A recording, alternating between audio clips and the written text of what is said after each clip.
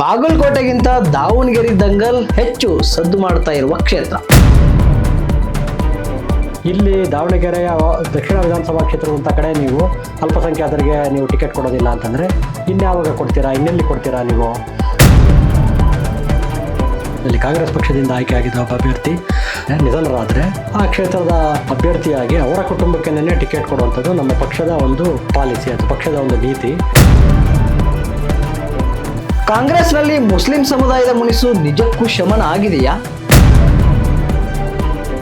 ಬಿಜೆಪಿಯ ಒಂದು ಭೂತಾನ ತೋರಿಸ್ಬಿಟ್ಟು ಅಲ್ಪಸಂಖ್ಯಾತರ ಮತನ ಪಡಿತೀರಾ, ಬಟ್ ಅಲ್ಪಸಂಖ್ಯಾತರನ್ನ ರಾಜಕೀಯವಾಗಿ ಯಾವ ರೀತಿ ನೀವು ಎಂಪವರ್ ಮಾಡ್ತಾ ಇದ್ದೀರಾ? ಗೆಲ್ಲಬಹುದಾದಂಥ ಸಾಧ್ಯತೆಗಳಿರುವಂಥ ಕಡೆಯೇ ನೀವು ಟಿಕೆಟ್ ಕೊಡ್ತಾ ಇಲ್ಲ ಅಲ್ಪಸಂಖ್ಯಾತರಿಗೆ ಅಂತಂದರೆ ಅಲ್ಲೇ ಟಿಕೆಟ್ ನಿರಾಕರಿಸ್ತೀರಾ, ಅಲ್ಲೇ ಅವ್ರದ್ದು ನಾಯಕತ್ವನ ಬೆಳೆಸೋದಕ್ಕೆ ನೀವು ಹಿಂದೆ ಮುಂದೆ ನೋಡ್ತೀರಾ. ಬಿಜೆಪಿ ಉದ್ದೇಶಪೂರ್ವಕವಾಗಿಯೇ ಡಮ್ಮಿ ಅಭ್ಯರ್ಥಿಯನ್ನ ಕಣಕ್ಕಿಳಿಸಿದೆಯಾ? ನಾಳೆ ಹೇಳಿರೋ ಹೇಳಿಕೆ ಆಗಲಿ ಅಥವಾ ನಿಮ್ಮ ಪ್ರಶ್ನೆಗಳನ್ನಾಗಲಿ ಸಂಪೂರ್ಣವಾಗಿ ಅದನ್ನು ಬದಿಗೆ ಸರಿಸ್ಬಿಡೋಕ್ಕಾಗುತ್ತಾ ಅನ್ನೋಂಥದ್ದನ್ನು ಹೇಳಲಿಕ್ಕಾಗೋದಿಲ್ಲ. ಒಳ ಮೀಸಲಾತಿ ಸಂಘರ್ಷ ಈ ಉಪಚುನಾವಣೆ ಮೇಲೆ ಪರಿಣಾಮ ಬೀರುತ್ತಾ? ಹಿಂದಿನಷ್ಟು ಸಾಲಿಡ್ ಆಗಿ ಕನ್ಸಾಲಿಡೇಟೆಡ್ ಆಗಿ ಬರ್ತಾವ ಪಕ್ಷಕ್ಕೆ ಅಂತಂದಾಗ ಅದರ ಒಂದು ಸೀಮಿತತೆ ಇದೆ. ಅದೇ ಮಟ್ಟಿಗೆ ಇಡೀ ಸಮುದಾಯ ಕಾಂಗ್ರೆಸ್ನ ಬೆಂಬಲಿಸದೆ ಹೋಗ್ಬೋದು.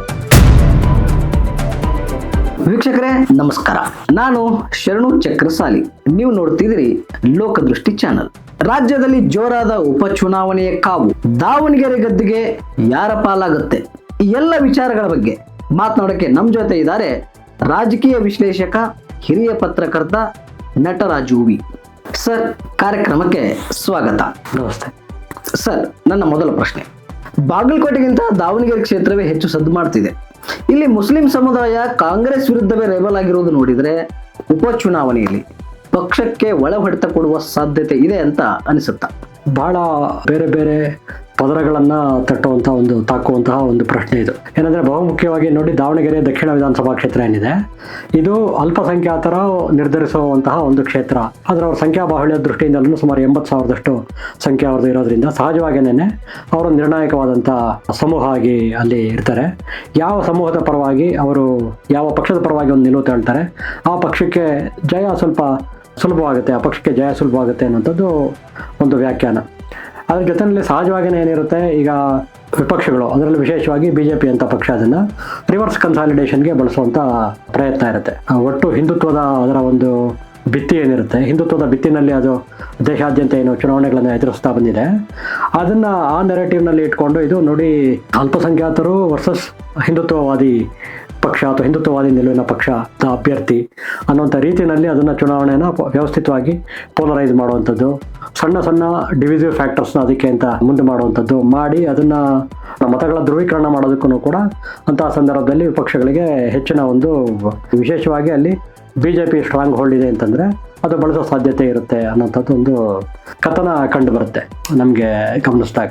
ಈಗ ನಿಮ್ಮ ಪ್ರಶ್ನೆಯಲ್ಲಿರೋ ಒಳಸುಳಿಗೆ ನಾವು ಬರೋದಾದರೆ, ಈ ಕ್ಷೇತ್ರ ಸಹಜವಾಗಿಯೇ ನಾವು ತಾತ್ವಿಕವಾಗಿ ನೋಡಿದಾಗ ಒಂದು ಕಾಂಗ್ರೆಸ್ನ ಈ ಸೋಷಿಯಲ್ ಇಂಜಿನಿಯರಿಂಗ್ ವಿಚಾರದಲ್ಲಿ ಕಾಂಗ್ರೆಸ್ ಯಾವ ರೀತಿ ಗ್ರಹಿಸುತ್ತೆ ನೋಡುತ್ತೆ ಅನ್ನೋಂಥದ್ದನ್ನು ಪದೇ ಪದೇ ಪಕ್ಷದ ನಾಯಕರು ಯಾವ ಐಡಿಯಾಲಜಿ ಬಗ್ಗೆ ಮಾತಾಡ್ತಾ ಇರ್ತಾರೆ, ಅವರು ತಾವು ಹೇಳ್ತಾ ಇರೋಂಥದ್ದಕ್ಕೂ ಮಾಡ್ತಾ ಇರೋಂಥ ಕ್ರಿಯೆಗೂ ಸಂಬಂಧ ಇದೆಯಾ, ಇದು ಬರೀ ಹಿಪಾಕ್ರಸಿ ಮಟ್ಟಕ್ಕೆ ಮಾತ್ರನೇ ಉಳಿದುಬಿಟ್ಟಿದೆಯಾ, ಆ ಚುನಾವಣೆ ಟಿಕೆಟ್ ಕೊಡೋ ವಿಚಾರ ಬಂದಾಗ ಬರೀ ವಿನಬಿಲಿಟಿ ಮಾತ್ರನೇ ಒಂದು ಫ್ಯಾಕ್ಟರ್ ಆಗುತ್ತಾ ಅನ್ನೋಂಥ ಅಂಶಗಳೆಲ್ಲ ಬರುತ್ತೆ. ಇಲ್ಲಿ ದಾವಣಗೆರೆಯ ದಕ್ಷಿಣ ವಿಧಾನಸಭಾ ಕ್ಷೇತ್ರದಂಥ ಕಡೆ ನೀವು ಅಲ್ಪಸಂಖ್ಯಾತರಿಗೆ ನೀವು ಟಿಕೆಟ್ ಕೊಡೋದಿಲ್ಲ ಅಂತಂದರೆ ಇನ್ಯಾವಾಗ ಕೊಡ್ತೀರಾ, ಇನ್ನೆಲ್ಲಿ ಕೊಡ್ತೀರಾ ನೀವು?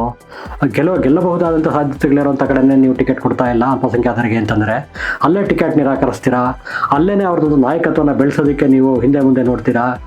ಇರೋವಂಥದ್ದು ಈಗಾಗಲೇ ಸಾಗಿ ಬಂದಿರೋವಂಥ ಏನೋ ವಂಶ ಪಾರಂಪರ್ಯದ ಅಥವಾ ಕೌಟುಂಬಿಕ ರಾಜಕಾರಣ ಏನಿರುತ್ತೆ ಅದರನ್ನೇ ಮುಂದುವರಿಸುವಂಥದ್ದನ್ನೇ ನೀವು ಕಾಣಿಸ್ತಾ ಇದ್ದಾರೆ ಹೊರತು ಬಾಯಲ್ಲಿ ಹೇಳೋದು ಬೇರೆ, ಮಾಡೋದು ಬೇರೆ, ಕೃತಿಗೆ ಮತ್ತು ಮಾತಿಗೆ ಒಂದಕ್ಕೊಂದು ಸಂಬಂಧನೇ ಇಲ್ಲ ಅನ್ನೋಂಥ ಅಂಶಗಳೆಲ್ಲ ಇಲ್ಲಿ ಚರ್ಚೆಗೆ ಒಳಪಡ್ತಾ ಇದ್ದಾವೆ.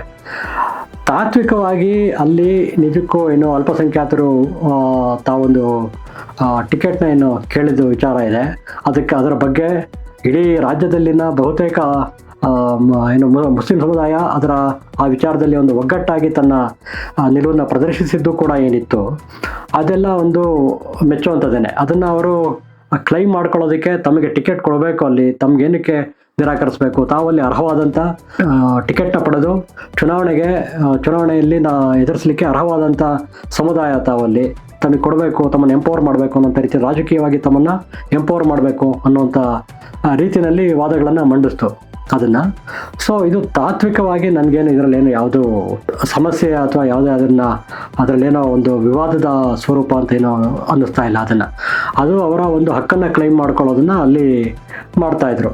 ಇಲ್ಲ ಈ ಪಕ್ಷವಾಗಿ ಅದನ್ನು ಕಾಂಗ್ರೆಸ್ ಕೇವಲ ಅಲ್ಪಸಂಖ್ಯಾತ ಮತಗಳನ್ನು ಬಳಸುತ್ತೆ, ಅವರಿಗೆ ರಾಜಕೀಯವಾಗಿ ಅವ್ರನ್ನ ಎಂಪವರ್ ಮಾಡ್ತಾ ಇಲ್ಲ ಅನ್ನೋಂಥ ಆರೋಪಗಳನ್ನು ಏನು ಪದೇ ಪದೇ ಕೇಳಿಬರ್ತಾ ಇರುತ್ತೆ.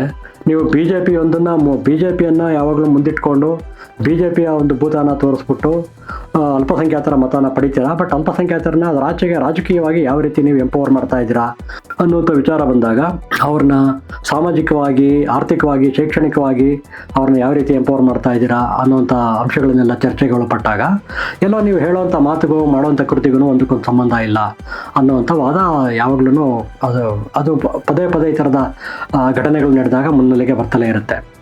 ಆದರೆ ನೋಡಿ, ಇದು ಒಂದು ನಾವು ಈ ವಿಚಾರದಲ್ಲಿ ಕೆಲವು ಸ್ಪಷ್ಟತೆನ ತಗೋಬೇಕಾಗತ್ತೆ. ಇಲ್ಲಿ ಒಂದು ಅಂಶನ ನಾವು ಬಹುಮುಖ್ಯವಾಗಿ ಗಮನಿಸಬೇಕು. ಏನು ಚುನಾವಣೆಯ ಟಿಕೆಟ್ ವಿಚಾರ ಬಂದಾಗ ಸಿದ್ದರಾಮಯ್ಯ ಆಗಲಿ, ಡಿ ಕೆ ಶಿವಕುಮಾರ್ ಅವರಾಗಲಿ, ಕೇಂದ್ರದ ನಾಯಕರಾಗಲಿ ಸಾಮಾನ್ಯವಾಗಿ ಹೇಳಿದ್ದು ಒಂದೇ ಮಾತನ್ನು ಹೇಳ್ತಾ ಇದ್ರು. ಅದು ಒಂದು ಕ್ಷೇತ್ರದಲ್ಲಿ ಅಭ್ಯರ್ಥಿಯಲ್ಲಿ ನಿಧನ ಹೊಂದಿರ್ತಾರೆ ಅಂತಂದರೆ, ನಮ್ಮದೇ ಪಕ್ಷದಲ್ಲಿ ಕಾಂಗ್ರೆಸ್ ಪಕ್ಷದಿಂದ ಆಯ್ಕೆಯಾಗಿದ್ದ ಒಬ್ಬ ಅಭ್ಯರ್ಥಿ ನಿಧನರಾದರೆ ಆ ಕ್ಷೇತ್ರದ ಅಭ್ಯರ್ಥಿಯಾಗಿ ಅವರ ಕುಟುಂಬಕ್ಕೇನೆ ಟಿಕೆಟ್ ಕೊಡುವಂಥದ್ದು ನಮ್ಮ ಪಕ್ಷದ ಒಂದು ಪಾಲಿಸಿ, ಅದು ಪಕ್ಷದ ಒಂದು ನೀತಿ. ಆ ನೀತಿಯ ಅನುಸಾರ ನಾವಿಲ್ಲಿ ಕೊಡ್ತಾ ಇದ್ದೀವಿ ಹೊರತು ಅದರ ಆಚೆಗೆ ನಾವು ಹೋಗ್ತಾ ಇಲ್ಲ. ಬಾಗಲಕೋಟೆನಲ್ಲೂ ಅದೇ ರೀತಿ ಮಾಡಿದ್ದೀವಿ, ಇಲ್ಲೂ ಕೂಡ ಅದೇ ರೀತಿಯಲ್ಲೇ ಅವರ ಕುಟುಂಬಕ್ಕೆ ನಾವು ಟಿಕೆಟ್ ಕೊಡ್ತಾ ಇದ್ದೀವಿ ಅಂತ ಹೇಳಿದ್ದು. ಈ ಮಾತು ಮೇಲ್ನೋಟಕ್ಕೆ ಸರಳವಾಗಿ ಕಂಡ್ರೂ ಕೂಡ ಅದರ ಹಿಂದೆ ಸಾಕಷ್ಟು ರಾಜಕೀಯವಾದಂಥ ಮಜಲುಗಳು, ಸಾಕಷ್ಟು ರಾಜಕೀಯವಾದಂಥ ಅಂಶಗಳಿರುತ್ತೆ. ಆ ಅಂಶಗಳನ್ನು ನಾವು ಒಂದೊಂದೇ ಗ್ರಹಿಸ್ತಾ ಹೋಗಬೇಕಾಗತ್ತೆ. ಮೊದಲನೇದು ಇದರಲ್ಲಿ ನಾವು ನೋಡಿದಾಗ ನೋಡಿ, ಯಾವಾಗ್ಲೂ ಈ ಓರ್ವ ಅಭ್ಯರ್ಥಿ ನಿಧನರಾದ ನಂತರ ಬರುವಂಥ ಚುನಾವಣೆಗಳೇನಿರುತ್ತೆ ಅದರಲ್ಲಿ ಸಹಜವಾಗಿಯೇ ಒಂದು ಅನುಕಂಪದ ಒಂದು ಅಲೆ ಇರುತ್ತೆ. ಅಲ್ಲಿ ಒಂದು ಮನೋಭಾವ ಏನಿರುತ್ತೆ, ಒಂದು ಸ್ವಲ್ಪ ಜನರಲೈಸ್ ಮಾಡಿ ನಾನು ಹೇಳ್ತಾ ಇದ್ದೀನಿ ಈ ವಿಚಾರನ. ಯಾವುದೇ ಒಂದು ಕ್ಷೇತ್ರಕ್ಕೆ ಸೀಮಿತವಾಗಿ ಅಂತಲ್ಲ, ಮತ್ತು ಯಾವುದೇ ಒಂದು ಪಕ್ಷಕ್ಕೆ ಸೀಮಿತವಾಗಿ ಅಂತಲ್ಲ. ಏನಕ್ಕೆ ಸಾಮಾನ್ಯವಾಗಿ ಪಕ್ಷಾತೀತವಾಗಿ ಈ ಒಂದು ಸಂಪ್ರದಾಯನ ಪಾಲಿಸ್ಕೊಂಡು ಬರ್ತವೆ ಪಕ್ಷಗಳು. ಅಭ್ಯರ್ಥಿ ನಿಧನರಾದರೆ ಅವ್ರದ್ದೇ ಕುಟುಂಬಕ್ಕೆ ಏನಕ್ಕೆ ಟಿಕೆಟ್ ಕೊಡಲಿಕ್ಕೆ ಹೆಚ್ಚು ಉತ್ಸುಕವಾಗಿರ್ತವೆ ಅಂತ ಬಂದಾಗ ಅದು ಏನಾಗುತ್ತೆ, ಅದು ಒಬ್ಬ ಅಭ್ಯರ್ಥಿನ ಒಂದು ಕ್ಷೇತ್ರದ ಮತದಾರರು ಆಯ್ಕೆ ಮಾಡಿದ್ರು ಅಂತಂದರೆ ಸಹಜವಾಗಿ 5 ವರ್ಷದ ಅವಧಿಗೆ ಅವ್ರನ್ನ ಆಯ್ಕೆ ಮಾಡಿರ್ತಾರೆ. 5 ವರ್ಷ ಅವ್ರಿಗೆ ನಾವು ಕೊಟ್ಟಿದ್ವಿ. ಆದರೆ ಕಾರಣಾಂತರದಿಂದ ಮನುಷ್ಯನ ತರ್ಕವನ್ನು ಮೀರಿದ ಕಾರಣಗಳಿಂದಾಗಿ ಒಬ್ಬ ಅಭ್ಯರ್ಥಿ ಅವರು ನಿಧನ ಹೊಂದಿದರೆ, ಸಾವಿಗೀಡಾದರೆ ಅಂಥ ಸಂದರ್ಭದಲ್ಲಿ ನಾವು ಕೊಟ್ಟಿದ್ದು 5 ವರ್ಷ ಅವ್ರಿಗೆ ಕೊಟ್ಟಿದ್ದು, ಅದನ್ನು ಅವ್ರ ಕುಟುಂಬದವರನ್ನೇ ಅದು ಸಹಜವಾಗಿಯೇ ಅಭ್ಯರ್ಥಿಯ ಕುಟುಂಬದವ್ರಿಗೂ ಕೂಡ ಅದನ್ನು ಮುಂದುವರಿಸ್ಕೋಬೇಕು ಅನ್ನೋವಂಥ ಒಂದು ಮನೋಭಾವ ಎಲ್ಲೋ ಮತದಾರರ ಒಳಗಡೆ ಇರುತ್ತೆ ಇದನ್ನು ರ್ಯಾಷನಲ್ ಆಗಿ ನೀವು ನೋಡ್ತೀರಾ, ಭಾವನಾತ್ಮಕವಾಗಿ ನೋಡ್ತೀರಾ ಅನ್ನೋವಂಥದ್ದು ಬೇರೆ ವಿಚಾರ. ರ್ಯಾಷನಲ್ ಆಗಿ ನೋಡಿದಾಗ ಈ ಥರದ ರಾಜಕಾರಣ ಪ್ರಜಾಪ್ರಭುತ್ವದಲ್ಲಿ ಎಷ್ಟು ಸರಿ ಅನ್ನೋಂಥ ಪ್ರಶ್ನೆ ಉದ್ಭವಿಸ್ಬೋದು. ಆದರೆ ನೀವು ಅದನ್ನು ನೀವು ತರ್ಕ ಮತ್ತು ಭಾವನೆಗಳು ಎರಡನ್ನೂ ನಮ್ಮ ಬದುಕಲ್ಲಾಗಲಿ ಚುನಾವಣೆಗಳಲ್ಲಾಗಲಿ ಜೊತೆಗೇ ಸಾಗ್ತಾ ಇರ್ತವೆ ಯಾವಾಗ್ಲೂ. ಇಲ್ಲೂ ಕೂಡ ಅದೇನೇ, ಈ ರಾಜಕಾರಣದ ವಿಷಯ ಬಂದಾಗ್ಲೂ ಕೂಡ ಅದನ್ನು ಎಲ್ಲ ಒಂದು ಕಡೆ ಈ ಕಂಪ್ಯಾಷನೇಟ್ ಗ್ರೌಂಡ್ಸ್ ಮೇಲೆ ಅನುಕಂಪದ ಆಧಾರದಲ್ಲಿ ಉದ್ಯೋಗನ ಕೊಡುವಂಥದ್ದು ಏನು ನಡೀತಾ ಇರುತ್ತಲ್ಲ, ಅದೇ ಥರದ ಒಂದು ಮುಂದುವರಿಕೆಯಾಗಿ ಇಲ್ಲೂ ಕಂಡು ಬರುತ್ತೆ ರಾಜಕಾರಣದಲ್ಲೂ ಕೂಡ.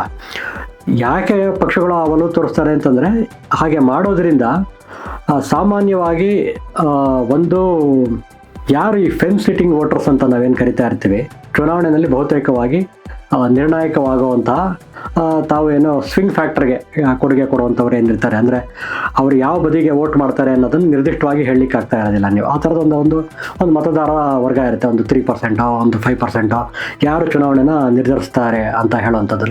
ಮತದಾನ ಆಗುವಂಥ ಸಂದರ್ಭದಲ್ಲಿ ಅವರು ಯಾವ ಕಡೆಗೆ ವಾಲ್ಕೋತಾರೆ ಅನ್ನೋಂಥದ್ರ ಮೇಲೆ ಆ ಕಡೆ ಹೆಚ್ಚಿನ ಬಲ ಬರ್ತಾ ಇರುತ್ತೆ. ಈ ಥರದ ಏನೊಂದು ಸ್ವಿಂಗ್ ಫ್ಯಾಕ್ಟರ್ ಅಂಥದ್ದು ಏನು ಮತದಾರರಿರ್ತಾರೆ, ಇನ್ನೂ ಯಾರು ತುಂಬ ಅವರು ಯಾವ ಪಕ್ಷಕ್ಕೆ ಬೇಕಾದರೂ ಹಾಕ್ಬೋದು, ಅವ್ರ ಪಕ್ಷದ ಬಗ್ಗೆ ಹೆಚ್ಚು ತಲೆ ಕೆಡಿಸ್ಕೋತಾ ಇರೋದಿಲ್ಲ, ಆದರೆ ಕ್ಯಾಂಡಿಡೇಟ್ನ ಹೆಚ್ಚು ನೋಡ್ತಾ ಇರ್ತಾರೆ ಅನ್ನೋಂಥವ್ರು ಏನಿರ್ತಾರೆ, ಅಂತಹವರು ಬಹುತೇಕವಾಗಿ ಅನುಕಂಪದ ಚುನಾವಣೆಗಳು ಬಂದಾಗ ಅವರಲ್ಲಿ ಬಹುತೇಕವಾಗಿ ವಾಲ್ಕೊಳ್ಳುವಂಥದ್ದು ಯಾವ ಅಭ್ಯರ್ಥಿ ಹಿಂದೆ ಗೆದ್ದಿದ್ರು, ಅವ್ರ ಕುಟುಂಬದವ್ರು ಯಾರಿಗೆ ಟಿಕೆಟ್ ಕೊಟ್ಟಿದ್ರು ಆ ಕಡೆಗೆ ಅದು ವಾಲ್ಕೊಳ್ತಾ ಇರುತ್ತೆ ಅನ್ನೋಂಥದ್ದು ಒಂದು ಜನರಲ್ ಆಗಿರುವಂಥ ಒಂದು ಅಭಿಪ್ರಾಯ ಇದೆ. ಅದು ಕ್ಷೇತ್ರಗಳಲ್ಲಿ ಈ ಥರದ ಬೇರೆ ಬೇರೆ ಉಪಚುನಾವಣೆಗಳ ಸಂದರ್ಭಗಳು ನಡೆದಾಗ ಕ್ಷೇತ್ರಗಳಲ್ಲಿ ಗಮನಿಸಿದಾಗ್ಲೂ ಕೂಡ ಕೆಲವರು ಅದನ್ನು ಆ ಥರದ ಅನಿಸಿಕೆಗಳು ಪ್ರಬಲವಾಗಿ ಕೇಳಿಬರ್ತಾ ಇರುತ್ತೆ. ಸೊ ಅದು ಒಂದು ಫ್ಯಾಕ್ಟರ್ ಇದೆ.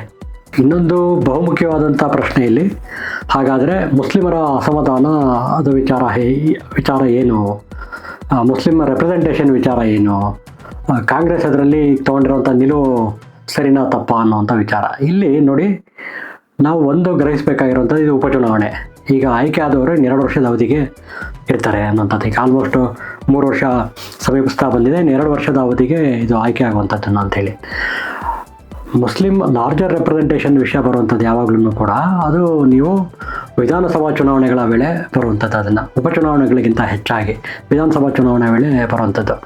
ಉಪಚುನಾವಣೆ ವೇಳೆನೇ ನಾವು ಈ ಎಲ್ಲ ಸೋಷಿಯಲ್ ಇಂಜಿನಿಯರಿಂಗ್ನ ಅಹಿಂದ ಅಥವಾ ರೈನ್ಬೋ ಕೋಯಲೇಷನ್ ಬಗ್ಗೆ ನಾವೇನು ಮಾತಾಡ್ತಾ ಇರ್ತೀವಿ, ಅದೆಲ್ಲನೂ ಕೂಡ ಉಪಚುನಾವಣೆಗಳ ಸಂದರ್ಭದಲ್ಲೇ ಅದು ಹೊರಹೊಮ್ಬಿಡಬೇಕು ಅನ್ನೋವಂಥದ್ದನ್ನು ನಾವು ಎಕ್ಸ್ಪೆಕ್ಟ್ ಮಾಡೋಕ್ಕಾಗೋದಿಲ್ಲ. ಬಟ್ ಇಲ್ಲಿ ಆಗಿರೋದೊಂದು ಒಳ್ಳೆಯ ಬೆಳವಣಿಗೆ ಏನು ಅಂತಂದರೆ, ಇಷ್ಟು ದಿನ ಬಹುತೇಕವಾಗಿ ಸೈಲೆಂಟಾಗಿ ಇದ್ದಂಥ ಅಲ್ಲಿನ ಮುಸ್ಲಿಂ ಮತದಾರರೇನಿದ್ರು ಅವರು ತಮ್ಮ ಒಂದು ಹಕ್ಕು ಸಾಧನೆಯನ್ನು ಈ ಸರಿ ಮಾಡಿದ್ದಾರೆ, ಅಲ್ಲಿ ಕೇಳಿದ್ದಾರೆ, ತಾವೊಂದು ಕ್ಲೈಮ್ ಮಾಡಿದ್ದಾರೆ, ನಾವಿಲ್ಲಿ ಬಹುಸಂಖ್ಯಾತರು, ನಾವೇ ನಿರ್ಣಾಯಕರು, ನಮಗೆ ಟಿಕೆಟ್ ಕೊಡಬೇಕು ಅನ್ನುವಂಥದ್ದನ್ನು.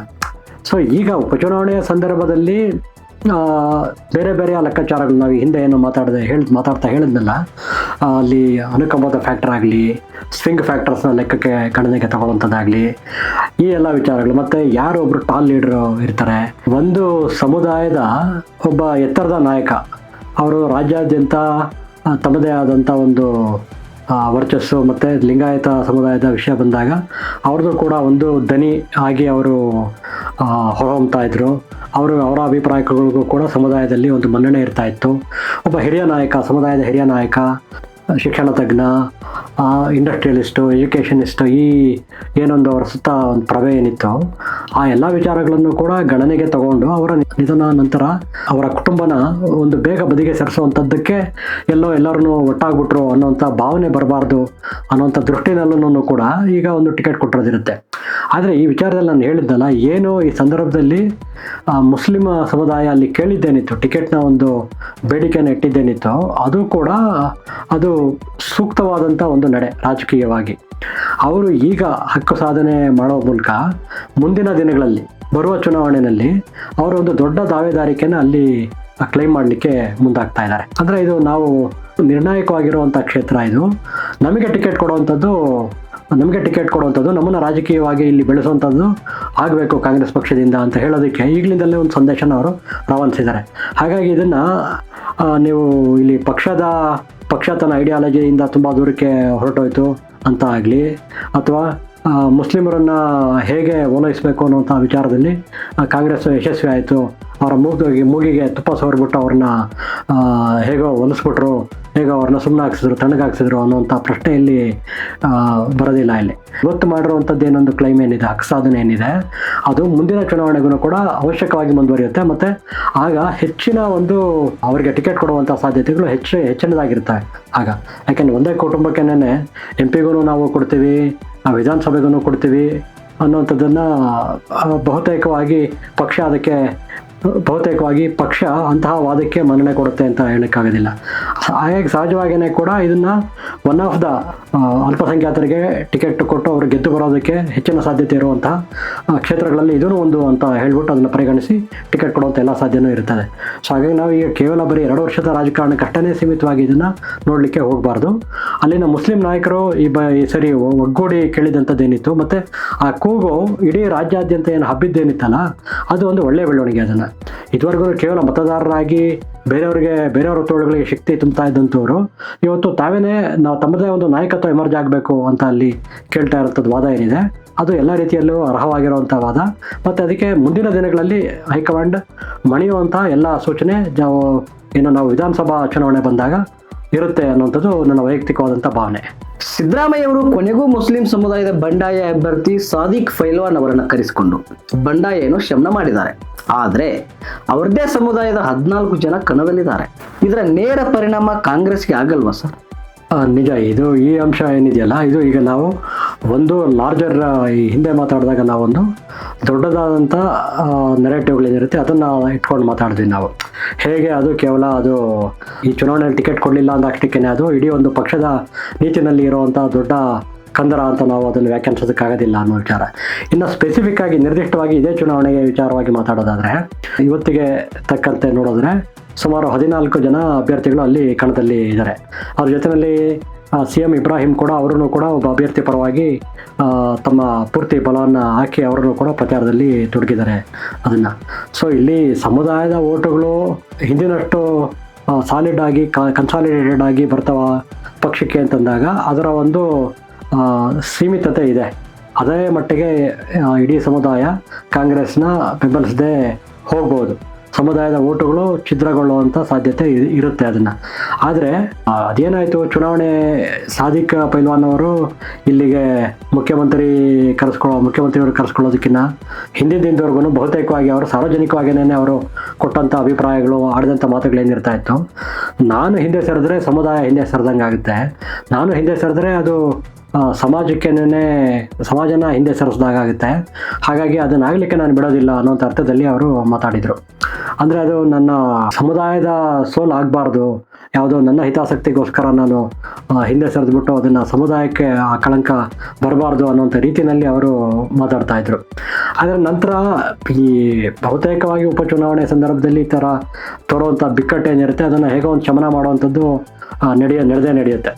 ಸೊ ಈಗ ಯಾವ ಅಶ್ಯೂರೆನ್ಸಸ್ ಮೇಲೆ ಅದು ಬರೀ ಕೇವಲ ಸಾದಿಕ್ ಪೈಲ್ವಾನ್ ಅವರಿಗೆ ಮಾತ್ರ ಕೊಟ್ಟಂಥ ಅಶ್ಯೂರೆನ್ಸ್ ಆಗಿತ್ತಾ ಅಥವಾ ಇಡೀ ಸಮುದಾಯನ ಮುಂದಿನ ದಿನಗಳಲ್ಲಿ ಹೇಗೆ ಎಂಪವರ್ ಮಾಡ್ತೀವಿ ಅನ್ನೋಂಥ ವಿಚಾರವಾಗಿ ಕಾಂಗ್ರೆಸ್ ಹೈಕಮಾಂಡ್ ಅವರಿಗೆ ನಿರ್ದಿಷ್ಟವಾಗಿ ಏನಾದರೂ ಭರವಸೆಯನ್ನು ಕೊಡ್ತಾ ಅನ್ನೋಂಥ ಚರ್ಚೆಗಳು ಮುಂದೆ ಅದು ರಿವೀಲ್ ಆಗ್ತಾ ಹೋಗ್ತವೆ ಇನ್ನು ಬರೋ ದಿನಗಳಲ್ಲಿ.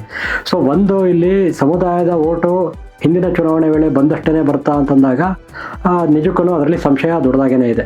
ಅದರ ಅಷ್ಟೇ ಮಟ್ಟಿಗೆ ವ್ಯಾಪಕವಾಗಿ ಸಮುದಾಯ ಕಾಂಗ್ರೆಸ್ನ ಈ ಬಾರಿ ಬೆಂಬಲಿಸದೆ ಹೋಗಬಹುದು. ಯಾಕೆಂದರೆ ಇಷ್ಟೊಂದು ಜನ ಅಭ್ಯರ್ಥಿಗಳು ಕಣದಲ್ಲಿದ್ದಾಗ ಅವರ ಮತಗಳು ಒಂದು ತುಂಬ ದೊಡ್ಡ ಸಂಖ್ಯೆಯಲ್ಲ ಅಂತಂದ್ರೂ ಕೂಡ ತಕ್ಕ ಮಟ್ಟಿಗೆ ಮತಗಳು ಒಂದಷ್ಟು ಕಡಿಮೆ ಆಗೇ ಆಗ್ತವೆ ಅದನ್ನು ಆ ವಿಚಾರದಲ್ಲಿ. ಆದರೆ ಇಲ್ಲಿ ಹಾಗಿದ್ದು ಕೂಡ ಹಾಗಾದರೆ ಪಕ್ಷ ಎಣಿಕೆ ರಿಸ್ಕ್ ತಗೋತು ಅಂತಂದಾಗ ನಾನು ಅದನ್ನು ಹೇಳ್ತಾ ಇದ್ದೆ, ಈಗೇನಾಗುತ್ತೆ ಇಲ್ಲಿ ಒಡೆದು ಹೋಗುವಂಥದ್ದು ಮತಗಳೇನಿರುತ್ತೆ ಅದನ್ನು ಮೀರಿದ ಮತಗಳ ಮತಗಳ ಸಾಂದ್ರೀಕರಣ ಮಾಡ್ಕೊಳ್ಳುವಂಥದ್ದು, ಹಿಂದೆ ತಮಗೆ ಮತ ಚಲಾವಣೆ ಮಾಡಿಲ್ದಿರೋವಂಥವ್ರನ್ನು ಕೂಡ ತಮಗೆ ಮತ ಚಲಾವಣೆ ಮಾಡುವಂಥ ಸಾಧ್ಯತೆ ಈ ಚುನಾವಣೆಯಲ್ಲಿ ಇರುತ್ತೆ ಅನ್ನುವಂಥದ್ದನ್ನು ಮನವರಿಕೆ ಮಾಡುವಂಥ ಪ್ರಯತ್ನಗಳು ಆಗಿರ್ತವೆ. ಯಾರು ಈಗ ಟಿಕೆಟ್ ತೊಗೊಂಡಿದ್ದಾರೆ ಮಲ್ಲಿಕಾರ್ಜುನ್ ಫ್ಯಾಮಿಲಿ ಏನಿದೆ ಅವರು ಅದನ್ನು ಮನವರಿಕೆ ಮಾಡ್ಕೊಡುವಂಥದ್ದಾಗಿರುತ್ತೆ. ಮತ್ತು ಅದಕ್ಕೆ ಅದನ್ನು ಕನ್ವಿನ್ಸ್ ಮಾಡಬೇಕಲ್ಲ, ಅದನ್ನು ತಮ್ಮ ಪರವಾಗಿ ಒಂದು ಅನುಕಂಪದ ಇದರಲ್ಲೂ ಆಧಾರದಲ್ಲೂ ಕೂಡ ಮತ ಚಲಾವಣೆ ಆಗುವಂಥ ಸಾಧ್ಯತೆ ಜಾಸ್ತಿ ಇದೆ. ಮತ್ತು ಸಮುದಾಯದ ಒಳಗೆ ನಮ್ಮ ತಂದೆಯವರು ಹೊಂದಿದ್ದಂಥ ಒಂದು ಟಾಲ್ ಸ್ಟ್ಯಾಚರ್ ಅಂತ ಏನು ಕರಿತಾ ಇದ್ದೀವಿ ನಾವು, ಅವರು ಹೊಂದಿದ್ದಂಥ ಒಂದು ಅಲ್ಲಿ ಉನ್ನತವಾದಂಥ ಒಂದು ಪ್ರಭಾವಯುತವಾದಂಥ ಒಂದು ಸ್ಥಾನಮಾನ ಏನಿತ್ತು ಅದನ್ನು ಈ ಬಾರಿ ಹೆಚ್ಚಾಗಿ ಅದಕ್ಕೆ ಒಂದು ಗೌರವ ಕೊಡುವಂಥ ರೀತಿಯಲ್ಲಿ ಒಂದು ಶ್ರದ್ಧಾಂಜಲಿಯ ರೀತಿಯಲ್ಲೂ ಕೂಡ ಮತ ಚಲಾವಣೆಗಳಾಗುವಂಥ ಸಾಧ್ಯತೆಗಳು ಸಾಮಾನ್ಯವಾಗಿರುತ್ತೆ. ಅಂಥದ್ದನ್ನೊಂದನ್ನು ನಿರೀಕ್ಷೆ ಮಾಡಿರುವಂಥದ್ದು ಅದನ್ನು ಟಿಕೆಟ್ ಸಂದರ್ಭದಲ್ಲಿ ಈ ಅಂಶಗಳನ್ನು ಕೂಡ ಗಣನೆಗೆ ತಗೋಬೇಕು ಅನ್ನೋಂಥ ರೀತಿಯಲ್ಲಿ ಹೇಳಿರುವಂಥದ್ದು ಇರುತ್ತೆ. ಅಂದರೆ ಅದೇನಾಗುತ್ತೆ, ಯಾವ ಮತದಾರನ ನೀವು BJPಯ ಮತದಾರರು ಅಂತ ಏನು ನೀವು ಕರಿತಾ ಇರ್ತೀರಿ, ಮೇಲ್ವರ್ಗದ ಆ ಸಮುದಾಯಗಳಿಂದಲೂ ಕೂಡ ಲಿಂಗಾಯತ ಸಮುದಾಯ ಸೇರಿದಂತೆ ಆ ರೀತಿಯ ಆ ಮನಸ್ಥಿತಿಯ ಸಮುದಾಯದ ಮತದಾರರು ಕೂಡ ಅವರಲ್ಲೂ ಕೂಡ ಸಾಕಷ್ಟು ಸಂಖ್ಯೆಯಲ್ಲಿ ನಮಗೆ ಮತ ಚಲಾವಣೆ ಮಾಡ್ತಾರೆ ಅನ್ನೋಂಥ ವಾದವನ್ನು ಬಹುಶಃ ಯಶಸ್ವಿಯಾಗಿ ಮಂಡಿಸಿ ಟಿಕೆಟ್ ತರೋದರಲ್ಲಿ ಪಿ ಫಾರ್ಮ್ ಗಳಿಸೋದ್ರಲ್ಲಿ ಮಲ್ಲಿಕಾರ್ಜುನ್ ಅವರು ಯಶಸ್ವಿಯಾಗಿದ್ದಾರೆ ಅಂತಂದನ್ನು ನಾವಿಲ್ಲಿ ಗಮನಿಸಬೇಕಾಗತ್ತೆ. ಇನ್ನೊಂದೇನಾಗುತ್ತೆ ನೋಡಿ, ಇಲ್ಲಿ ನಾವು ಚುನಾವಣಾ ರಾಜಕಾರಣದಲ್ಲಿ ಏನೇನೆಲ್ಲ ಗಣನೆಗೆ ತಗೊಳ್ತಾ ಇರ್ತಾರೆ ಅಂತ ನೋಡಿದಾಗ, ಈಗ ಒಂದು ಕಡೆಯಿಂದ ಒಂದು ಸಮುದಾಯ ಎಲ್ಲ ಸ್ವಲ್ಪ ಅಸಮಾಧಾನ ಮಾಡ್ಕೊಂಡು ಹೊರಗಡೆ ಹೋಗುತ್ತೆ ಅಂದರೆ ಈ ರೀತಿ ಬೇರೆ ಸಮುದಾಯಗಳಿಂದ ಯಾವ್ಯಾವ ಹಿನ್ನೆಲೆ ಒಳಗಡೆ ತಮಗೆ ಮತ ಹರಿದು ಬರ್ಬೋದು ಅನ್ನೋಂಥದ್ದನ್ನು ಒಂದು ಲೆಕ್ಕಾಚಾರ ನಡೆದಿರುತ್ತೆ ಆ ವಿಚಾರಗಳಲ್ಲಿ. ಆಮೇಲೆ ಬಹುಮುಖ್ಯವಾಗಿ ಇದು ಸಿದ್ದರಾಮಯ್ಯನವ್ರಿಗಾಗಲಿ ಶಿವಕುಮಾರ್ ಅವರಾಗಲಿ ಇಬ್ರಿಗೂ ಕೂಡ ಈ ಉಪಚುನಾವಣೆಯಲ್ಲಿ ಗೆಲ್ಲಬೇಕಾದಂಥದ್ದು ಇಬ್ರಿಗೂ ಕೂಡ ಮಹತ್ವದ್ದೇನೆ. ಇದು ಏನೊಂದು ವಿನ್ನಿಂಗ್ ಸ್ಟ್ರೀಕ್ ಏನು ಮುಂದುವರ್ಸ್ಕೊಂಡು ಬಂದಿದ್ದಾರೆ, ಗೆಲುವಿನ ಓಟ ಏನೋ ಒಂದು ಮುಂದುವರ್ಸ್ಕೊಂಡು ಬಂದಿರ್ತಾರೆ, ಆ ಗೆಲುವಿನ ಓಟ ಹಾಗೇನೆ ಮುಂದುವರಿಬೇಕು ಅನ್ನೋಂಥದ್ದು ಈ ಕಡೆ KPCC ಅಧ್ಯಕ್ಷರಾದಂಥ ಶಿವಕುಮಾರ್ ಅವರ ಅಭಿಪ್ರಾಯನೂ ಅದೇನೇ ಆಗಿರುತ್ತೆ. ಒಂದೊಮ್ಮೆ ಈಗ ಚುನಾವಣೆಗಳ ನಂತರ, ಪಂಚರಾಜ್ಯಗಳ ಚುನಾವಣೆಯ ನಂತರ KPCC ಅಧ್ಯಕ್ಷರ ಸ್ಥಾನದಲ್ಲಿ ಬದಲಾವಣೆ ಆಗುತ್ತೆ ಅನ್ನೋಂಥ ಚರ್ಚೆಗಳೇನಿದೆ, ಹಾಗಾಗುವಂಥ ಸಂದರ್ಭದಲ್ಲೂ ಕೂಡ ಉಪಚುನಾವಣೆಗಳಲ್ಲಿ ಹಿನ್ನಡೆ ಕಂಡು ಅದನ್ನು ಸ್ಥಾನ ಬದಲಾವಣೆ ಆಯಿತು ಅನ್ನೋಂಥ ಆ ಥರದ ಒಂದು ಸ್ಥಿತಿನಲ್ಲಿ ತಮ್ಮನ್ನು ತಾವು ನೋಡ್ಕೊಳ್ಳುವಂಥ ಸನ್ನಿವೇಶದಲ್ಲಿ ಶಿವಕುಮಾರ್ ಅವರು ಇರಲಿಕ್ಕೆ ಬಯಸ್ತಾರೆ ಅಂತಿಲ್ಲ. ಅದೇ ರೀತಿ ಈ ಕಡೆ ಸಿದ್ದರಾಮಯ್ಯನವರಾದ್ರೂ ಕೂಡ ಉಪಚುನಾವಣೆ ವೇಳೆ ಅವರು ಇದುವರೆಗೂ ಏನೊಂದು ಕಟ್ಕೊಂಡು ಬಂದಿರುವಂಥದ್ದು ನೆರೆಟಿವ್ ಏನಿದೆ, ಗ್ಯಾರಂಟಿ ಯೋಜನೆಗಳದ್ದಾಗಲಿ, ಅಹಿಂದ ವರ್ಗಗಳು ತಮಗೆ ಸಾಲಿಡ್ ಆಗಿ ತಮ್ಮನ್ನು ಬೆಂಬಲಿಸ್ತಾ ಬಂದಿದ್ದೇವೆ ಅನ್ನೋಂಥದ್ದಾಗಲಿ, ಈ ಎಲ್ಲದರ ಒಂದು ನಿರೂಪಣೆ ಮುಂದಿನ 2 ವರ್ಷಗಳು ಕೂಡ ತಾವೇನೇ ಅಧಿಕಾರದಲ್ಲಿ ಇರಲಿಕ್ಕೆ ಹೆಚ್ಚಿನ ಸಹಾಯ ಮಾಡ್ತವೆ ಅನ್ನೋವಂಥದ್ದನ್ನು ಕೂಡ ವಾದವನ್ನು ಮುಂದೆ ಮಾಡಲಿಕ್ಕೂ ಕೂಡ ಈ ಗೆಲುವುಗಳು ಬಹಳ ಮುಖ್ಯ ಆಗುತ್ತೆ. ಹಾಗಾಗಿ ಇಲ್ಲಿ ಯಾರಿಗೂ ಕೂಡ ಈ ಹಿಂದೆ ಸರಿದು ಹೇಗಾಗುತ್ತೋ ಹಾಗಾಗಲಿ ನೋಡೋಣ ಅನ್ನೋಂಥ ಮನೋಭಾವ ಯಾವುದೇ ಇದೆ ಇಲ್ಲಿ ಕಾಂಗ್ರೆಸ್ ಪಕ್ಷದ ಒಳಗಡೆ ಎಲ್ಲೂ ಕಂಡು ಬರ್ತಾ ಇಲ್ಲ. ಎಲ್ಲರಿಗೂ ಕೂಡ ಗೆಲುವು ಬೇಕು ಅನ್ನುವಂಥದ್ದು ಇದೆ ಈ ಸಂದರ್ಭದಲ್ಲಿ. ಹಾಗಾಗಿ ಯಾರು ಕ್ಲೈಮ್ ಮಾಡ್ತಾ ಇದ್ದಾರೆ ಅವರಿಗೆ ಅವರ ವಿರುದ್ಧವಾಗಿ ಸಾಗಿ ನಮ್ಮ ತಂದೆಯವರಿಗೆ 5 ವರ್ಷದ ಅವಧಿನ ಕೊಡಲಾಗಿತ್ತು, ಈಗ ಅದನ್ನು ತಮ್ಮ ಕುಟುಂಬದ ಒಬ್ಬ ಸದಸ್ಯರನ್ನೇ ಆ ಸ್ಥಾನನ ತುಂಬಲಿಕ್ಕೆ ಅವಕಾಶ ಮಾಡಿಕೊಡ್ಬೇಕು, ಜನ ಏನೋ ಅವ್ರಿಗೆ ಆಶೀರ್ವಾದ ಮಾಡಿದ್ರು, 5 ವರ್ಷ ಅವರ ಶಾಸಕ ಸ್ಥಾನದಲ್ಲಿ ಇರಲಿ ಅಂತ ಆಶೀರ್ವಾದ ಮಾಡಿದ್ರು, ಅದನ್ನು ಮುಂದುವರಿಸಲಿಕ್ಕೆ ಅನುವು ಮಾಡಿಕೊಡ್ಬೇಕು ಅನ್ನೋ ಥರದ್ದು ಒಂದು ಸಹಜವಾದಂಥ ಒಂದು ವಾದ ಏನಿರುತ್ತೆ, ಅದರ ಒಂದು ಮುಂದುವರಿಕೆಯಾಗಿ ಟಿಕೆಟ್ ಕೇಳಿರುವಂಥ ಸಂದರ್ಭದಲ್ಲಿ ಅದಕ್ಕೆ ವಿರುದ್ಧವಾಗಿ ಹೋಗಿ ಬೇರೆ ಯಾವುದನ್ನ ಒಂದು ಸವಾಲನ್ನು ಮೈ ಮೇಲೆ ಹೇಳ್ಕೊಳ್ಳುವಂಥದ್ದನ್ನು ಸಾಮಾನ್ಯವಾಗಿ ಯಾವ ರಾಜಕೀಯದಲ್ಲಿ ಸಾಕಷ್ಟು ಅನುಭವ ಇರುವಂಥ ಯಾವುದೇ ನಾಯಕರನ್ನು ಕೂಡ ಇಂಥ ಸಂದರ್ಭಗಳಲ್ಲಿ ಮಾಡಲಿಕ್ಕೆ ಹೋಗೋದಿಲ್ಲ. ಇದನ್ನು ತಾತ್ವಿಕವಾಗಿ ನಾವುಗಳು ನಮ್ಮ ವೈಯಕ್ತಿಕ ಅಭಿಪ್ರಾಯಗಳಲ್ಲಿ ನೋಡುವಂಥದ್ದು, ವ್ಯಾಖ್ಯಾನಿಸುವಂಥದ್ದು ಅದು ಬೇರೆ. ಆದರೆ ರಾಜಕಾರಣದಲ್ಲಿ, ಚುನಾವಣಾ ರಾಜಕಾರಣದಲ್ಲಿ ವಿಶೇಷವಾಗಿ ಈ ಥರದ ಕಾಂಟೆಕ್ಸ್ಟಲ್ಲಿ ಉಪಚುನಾವಣೆಗಳು ಎದುರಾಗಿರುವಂಥ ಸಂದರ್ಭ, 3 ವರ್ಷದ ಹೊಸ್ತಿಲಿನಲ್ಲಿ ಸರ್ಕಾರ ಇರುವಂಥ ಸಂದರ್ಭ, ಇಂಥ ವೇಳೆಯಲ್ಲಿ ಉಪಚುನಾವಣೆಗಳು ಬಂದಾಗ ಅದನ್ನು ಗೆಲ್ಲಲೇಬೇಕು ಅನ್ನುವಂಥ ಒಂದು ಮನಸ್ಥಿತಿ ಆಡಳಿತಾರೂಢ ಪಕ್ಷಗಳಿಗೆ ಇದ್ದೇ ಇರುತ್ತೆ. ಆ ಹಿನ್ನೆಲೆಯಲ್ಲಿ ಎಲ್ಲ ಗ್ರಹಿಸಿದಾಗ ಬಹುಶಃ ಇದಕ್ಕೆ ವಿರುದ್ಧವಾಗಿ ಇನ್ಯಾವುದೋ ಒಂದು ನಿರ್ಧಾರ ತಗೊಂಡ್ಬಿಡ್ತಾ ಇದ್ರು ಅನ್ನೋಂಥದ್ದನ್ನು ಸರ್ಕಾರ ತಗೊಂಡ್ಬಿಡ್ತಾ ಇತ್ತು ಅಥವಾ ಪಕ್ಷ ತಗೊಳ್ತಾ ಇತ್ತು ಅನ್ನೋಂಥದ್ದನ್ನು ಹೇಳಲಿಕ್ಕೆ ಸಾಧ್ಯ ಇಲ್ಲ. ಮುಸ್ಲಿಂ ಸಮುದಾಯಕ್ಕೆ ಬಿಜೆಪಿ ಭೂತ ತೋರಿಸಿ ರಾಜಕೀಯ ಪ್ರಾತಿನಿಧ್ಯ ಕಸಿಯಲಾಗ್ತಿದೆ ಎನ್ನುವ ಆರೋಪ ಹಿಂದಿಗಿಂತ ಈ ಉಪಚುನಾವಣೆಯಲ್ಲಿ ಹೆಚ್ಚು ಕೇಳಿ ಬಂದಿದೆ. ಈ ವಾಸ್ತವದಲ್ಲಿ ಇಂತಹ ಆರೋಪವನ್ನ ಒಪ್ಪಿಕೊಳ್ಳಬಹುದಾ ಅಥವಾ ಇದನ್ನ ಭಿನ್ನವಾಗಿ ನೋಡ್ಬೇಕಾ? ನನ್ನ ಉತ್ತರದಲ್ಲಿ ಸುದೀರ್ಘವಾಗಿ ನಾನು ಅದನ್ನೇ ಹೇಳಿದ್ದು. ಏನಕ್ಕೆ ಉಪಚುನಾವಣೆಗಳಲ್ಲಿ ನೀವು ಒಂದು ಇಡೀ ವಿಧಾನಸಭಾ ಚುನಾವಣೆಗಳು ನಮ್ಮ ಎದುರಿಗೆ ಬಂದಾಗ ಒಡ್ಡುವಂಥ ಸವಾಲುಗಳೇನಿರುತ್ತೆ ಆ ಎಲ್ಲ ಪ್ರಶ್ನೆಗಳನ್ನು ಉಪಚುನಾವಣೆಗಳ ಸಂದರ್ಭದಲ್ಲಿ ಎತ್ಕೊಳ್ಳೋದಕ್ಕಾಗೋದಿಲ್ಲ ಅನ್ನೋಂಥದ್ದನ್ನು. ಯಾಕೆಂದರೆ ಉಪಚುನಾವಣೆ ನಡೆಯುವಂಥದ್ದು ಸೀಮಿತವಾಗಿ ಒಂದು ಕ್ಷೇತ್ರಕ್ಕೆ ಮಾತ್ರ ನಡೀತಾ ಇರುತ್ತೆ. ಮತ್ತು ಆ ಉಪಚುನಾವಣೆಗೆ ಕಾರಣವಾದಂಥ ಅಂಶಗಳು ಬೇರೆ ಬೇರೆ ಭಿನ್ನವಾಗಿರ್ತವೆ. ಅದರಲ್ಲಿ ಈಗ ಮುಸ್ಲಿಂ ನೀವು ಹೇಳುವಂಥ ಪ್ರಶ್ನೆ ಇದೆ, ಕಾಂಟೆಕ್ಸ್ಟ್ ನೀವು ಕೇಳಿದ್ದೇನಿದೆ ಅದು ನೀವು ಒಂದು ಲಾರ್ಜರ್ ಕಾಂಟೆಕ್ಸ್ಟಲ್ಲಿ ಯಾವಾಗ ನಾವು ಸಾರ್ವತ್ರಿಕ ಚುನಾವಣೆಗಳಿರುವಂಥ ಸಂದರ್ಭದಲ್ಲಿ ಆಗ್ಬೋದು, ಈಗ ಮುಂದೆ ಬರುವಂಥ ವಿಧಾನಸಭಾ ಚುನಾವಣೆ 2 ವರ್ಷ ಕಳೆದು ಬರುವಂಥ ವಿಧಾನಸಭಾ ಚುನಾವಣೆ ಸಂದರ್ಭದಲ್ಲಿ ನಾವು ಅದನ್ನು ಕೇಳುವಂಥದ್ದು ಅದು ವ್ಯಾಲಿಡ್ ಆಗಿರುವಂಥ ಪ್ರಶ್ನೆ ಆಗುತ್ತೆ. ಆ ಸಂದರ್ಭದಲ್ಲಿ ನೀವು ಬರೀ ಮುಸ್ಲಿಂ ಮತದಾರರನ್ನ ನೀವು ಕೇವಲ ಒಂದು ವೋಟ್ ಬ್ಯಾಂಕ್ ಆಗಿ ಅಷ್ಟೇ ಬಳಸ್ಕೋತೀರಾ, ಅವ್ರನ್ನ ರಾಜಕೀಯವಾಗಿ ಎಂಪವರ್ ಮಾಡುವಂಥ ಯಾವುದೇ ಕಾರ್ಯಕ್ರಮಗಳು ನಿಮ್ಮಲ್ಲಿಲ್ವಾ? ಅವರಲ್ಲಿ ನಾಯಕತ್ವವನ್ನು ಬೆಳೆಸುವಂಥದ್ದು, ಅವ್ರನ್ನೂ ಕೂಡ ಈ ರಾಜ್ಯದ ಮುಖ್ಯಮಂತ್ರಿಗಳಾಗಿ ಏನಕ್ಕೆ ಅವ್ರನ್ನ ಮಾಡಬಾರ್ದು ಅವರೇನಕ್ಕೆ ರಾಜ್ಯದ ಮುಖ್ಯಮಂತ್ರಿಗಳಾಗಬಾರ್ದು? ನಿಮಗೆ ಕಾಲಾನುಕಾಲದಿಂದ ಬರೀ ಪಕ್ಷ ಅಂತಲೇ ಅಲ್ಲ, ಒಂದು ಸೆಕ್ಯುಲರ್ ಸಮಾಜ ಅಂತ ಆದಮೇಲೆ ಆ ಸಮುದಾಯದಿಂದ ಬಂದಿರುವಂಥವ್ರನ್ನು ಕೂಡ ಎಲ್ಲ ಅರ್ಹತೆ ಇದ್ದೇ ಇರುತ್ತೆ ಅಲ್ವಾ? ಹೇಗೆ ದಲಿತ ಕಮ್ಯುನಿಟಿ ಒಂದು ಕೇಳ್ತಾ ಇದೆ ಇವತ್ತು, ತನ್ನ ಒಬ್ಬ ನಾಯಕ ಮುಖ್ಯಮಂತ್ರಿ ಗಾದಿನಲ್ಲಿ ಕೂತ್ಕೋಬೇಕು, ಮುಖ್ಯಮಂತ್ರಿ ಹುದ್ದೆನಲ್ಲಿ ಕೂತ್ಕೋಬೇಕು ಅಂತ ಹೇಳಿ, ಅದೇ ಪ್ರಶ್ನೆನ ಅಲ್ಪಸಂಖ್ಯಾತ ಸಮುದಾಯ ಕೇಳಿದ್ರೆ ಅದರಲ್ಲಿ ಏನು ತಪ್ಪು? ಒಂದು ಸೆಕ್ಯುಲರ್ ಸಮಾಜದಲ್ಲಿ ನಮ್ಮ ಸಂವಿಧಾನದಲ್ಲಿ ಎಲ್ಲ ಆಸ್ಪದ ಇರುವಾಗ ಅದನ್ನು ಕೇಳುವಂಥದ್ದು, ಅದನ್ನು ಸಾಧ್ಯವಾಗಿಸುವಂಥದ್ದು ಬಹುಶಃ ಒಂದು ಹೆಲ್ತಿಯರ್ ಡೆಮೋಕ್ರಸಿಯ ಒಂದು ಸಾಮಾಜಿಕವಾಗಿ ಸ್ವಾಸ್ಥ್ಯದಿಂದ ಕೂಡಿರುವಂಥ ಒಂದು ಸಮಾಜದ ಒಂದು ಗುರುತಾಗುತ್ತೆ ಆ ಥರದನ್ನೆಲ್ಲ ಮಾಡುವಂಥ ಕ್ರಿಯೆಗಳು. ಅದನ್ನು ನಮ್ಮ ಸಮಾಜ ಇಷ್ಟೊಂದು ಧ್ರುವೀಕರಣಗೊಂಡಿರುವಂಥ ಸಮಾಜ, ಮತ ಧರ್ಮಗಳ ವಿಚಾರದಲ್ಲಿ, ಜಾತಿ ವಿಚಾರಗಳಲ್ಲಿ ಅಪನಂಬಿಕೆ ಧ್ರುವೀಕರಣಗಳಿಗೆ ತುತ್ತಾಗಿರುವಂಥ ಸಮಾಜ ಈ ಪ್ರಶ್ನೆಗಳನ್ನು ಯಾವ ರೀತಿ ನೋಡುತ್ತೆ? ಇಡೀ ಚುನಾವಣೆಯಲ್ಲಿ 225 ಕ್ಷೇತ್ರಗಳಲ್ಲಿ ಎಲ್ಲರೂ ಕೂಡ ನಾವು ಒಂದೇ ಟಿಕೆಟನ್ನು ಕೂಡ ಮುಸಲ್ಮಾನರಿಗೆ ನೀಡಿಲ್ಲ ಅಂತ ಒಂದು ಪಕ್ಷ ಗರ್ವದಿಂದ ಹೇಳ್ಕೋಬೋದು.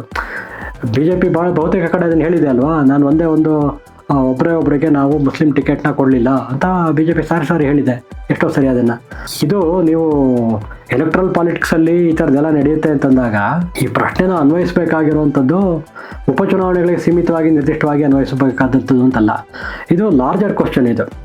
ಇದೇನಿರುತ್ತೆ, ಇದು ಇಡೀ ಚುನಾವಣಾ ರಾಜಕಾರಣ ಬಹುವಾಗಿ ಸ್ಪಂದಿಸುವಂಥ ಸಂದರ್ಭದಲ್ಲಿ, ಯಾವಾಗ ಸಾರ್ವತ್ರಿಕ ಚುನಾವಣೆಗಳಿರ್ತವೆ ಅಂಥ ಸಂದರ್ಭದಲ್ಲಿ ರೆಪ್ರೆಸೆಂಟೇಷನ್ಸ್ ಯಾವ್ಯಾವ ಸಮುದಾಯಗಳಿಗೆ ಏನು ರೆಪ್ರೆಸೆಂಟೇಷನ್ ಸಿಗ್ತಾ ಇದೆ, ಯಾವ ಪಕ್ಷ ಎಷ್ಟೆಷ್ಟು ಟಿಕೆಟ್ಸ್ ಕೊಟ್ಟಿದೆ, ಯಾವ ರೀತಿಯಲ್ಲಿ ಎಂಪವರ್ ಮಾಡಲಿಕ್ಕೆ ಬೇರೆ ಬೇರೆ ಸಮುದಾಯಗಳನ್ನು ನೋಡ್ತಾ ಇದೆ ಅನ್ನೋವಂಥದ್ದನ್ನು ಆ ದೃಷ್ಟಿಯಲ್ಲಿ ನೋಡ್ಬೋದು. ಮತ್ತು ಅಲ್ಲಿ ಇನ್ನೊಂದು ಏನಾಗುತ್ತೆ ಅಂದರೆ, ಅಂಥ ಸಂದರ್ಭದಲ್ಲಿ ಯಾವುದೇ ರಾಜಕೀಯ ಪಕ್ಷ ಏನಕ್ಕೆ ರಿಸ್ಕ್ ತೊಗೊಳ್ಳೋದಕ್ಕೆ ಮುಂದಾಗುತ್ತೆ ಅಂದರೆ, ವಿಭಿನ್ನ ಸಮುದಾಯಗಳಿಗೆ ಒಂದು ಭರವಸೆಯನ್ನು ಕೊಡುವಂಥ ಒಂದು ಸಂದರ್ಭ ಆಗಿರುತ್ತೆ. ನೀವೀಗ ಇಲ್ಲೊಂದು ಕಡೆ ಟಿಕೆಟ್ ಕೊಟ್ಟರೆ, ಅದು ದಾವಣಗೆರೆ ದಕ್ಷಿಣ ಆಗಲಿ, ಶಿವಾಜಿನಗರ ಆಗಲಿ, ಮತ್ತೊಂದಾಗಲಿ, ಎಲ್ಲೊಂದು ಕಡೆ ಟಿಕೆಟ್ ಕೊಟ್ಟರೆ ಅಲ್ಲಿ ಗೆಲ್ತಾರ ಬಿಡ್ತಾರ ಅದು ಪ್ರಶ್ನೆ ಎರಡನೇದು. ಆದರೆ ತಾವು ಸಮುದಾಯದ ಒಂದು ಆಸೆ ಆಕಾಂಕ್ಷೆಗಳನ್ನು ಮತ್ತು ಸಮುದಾಯದ ಒಂದು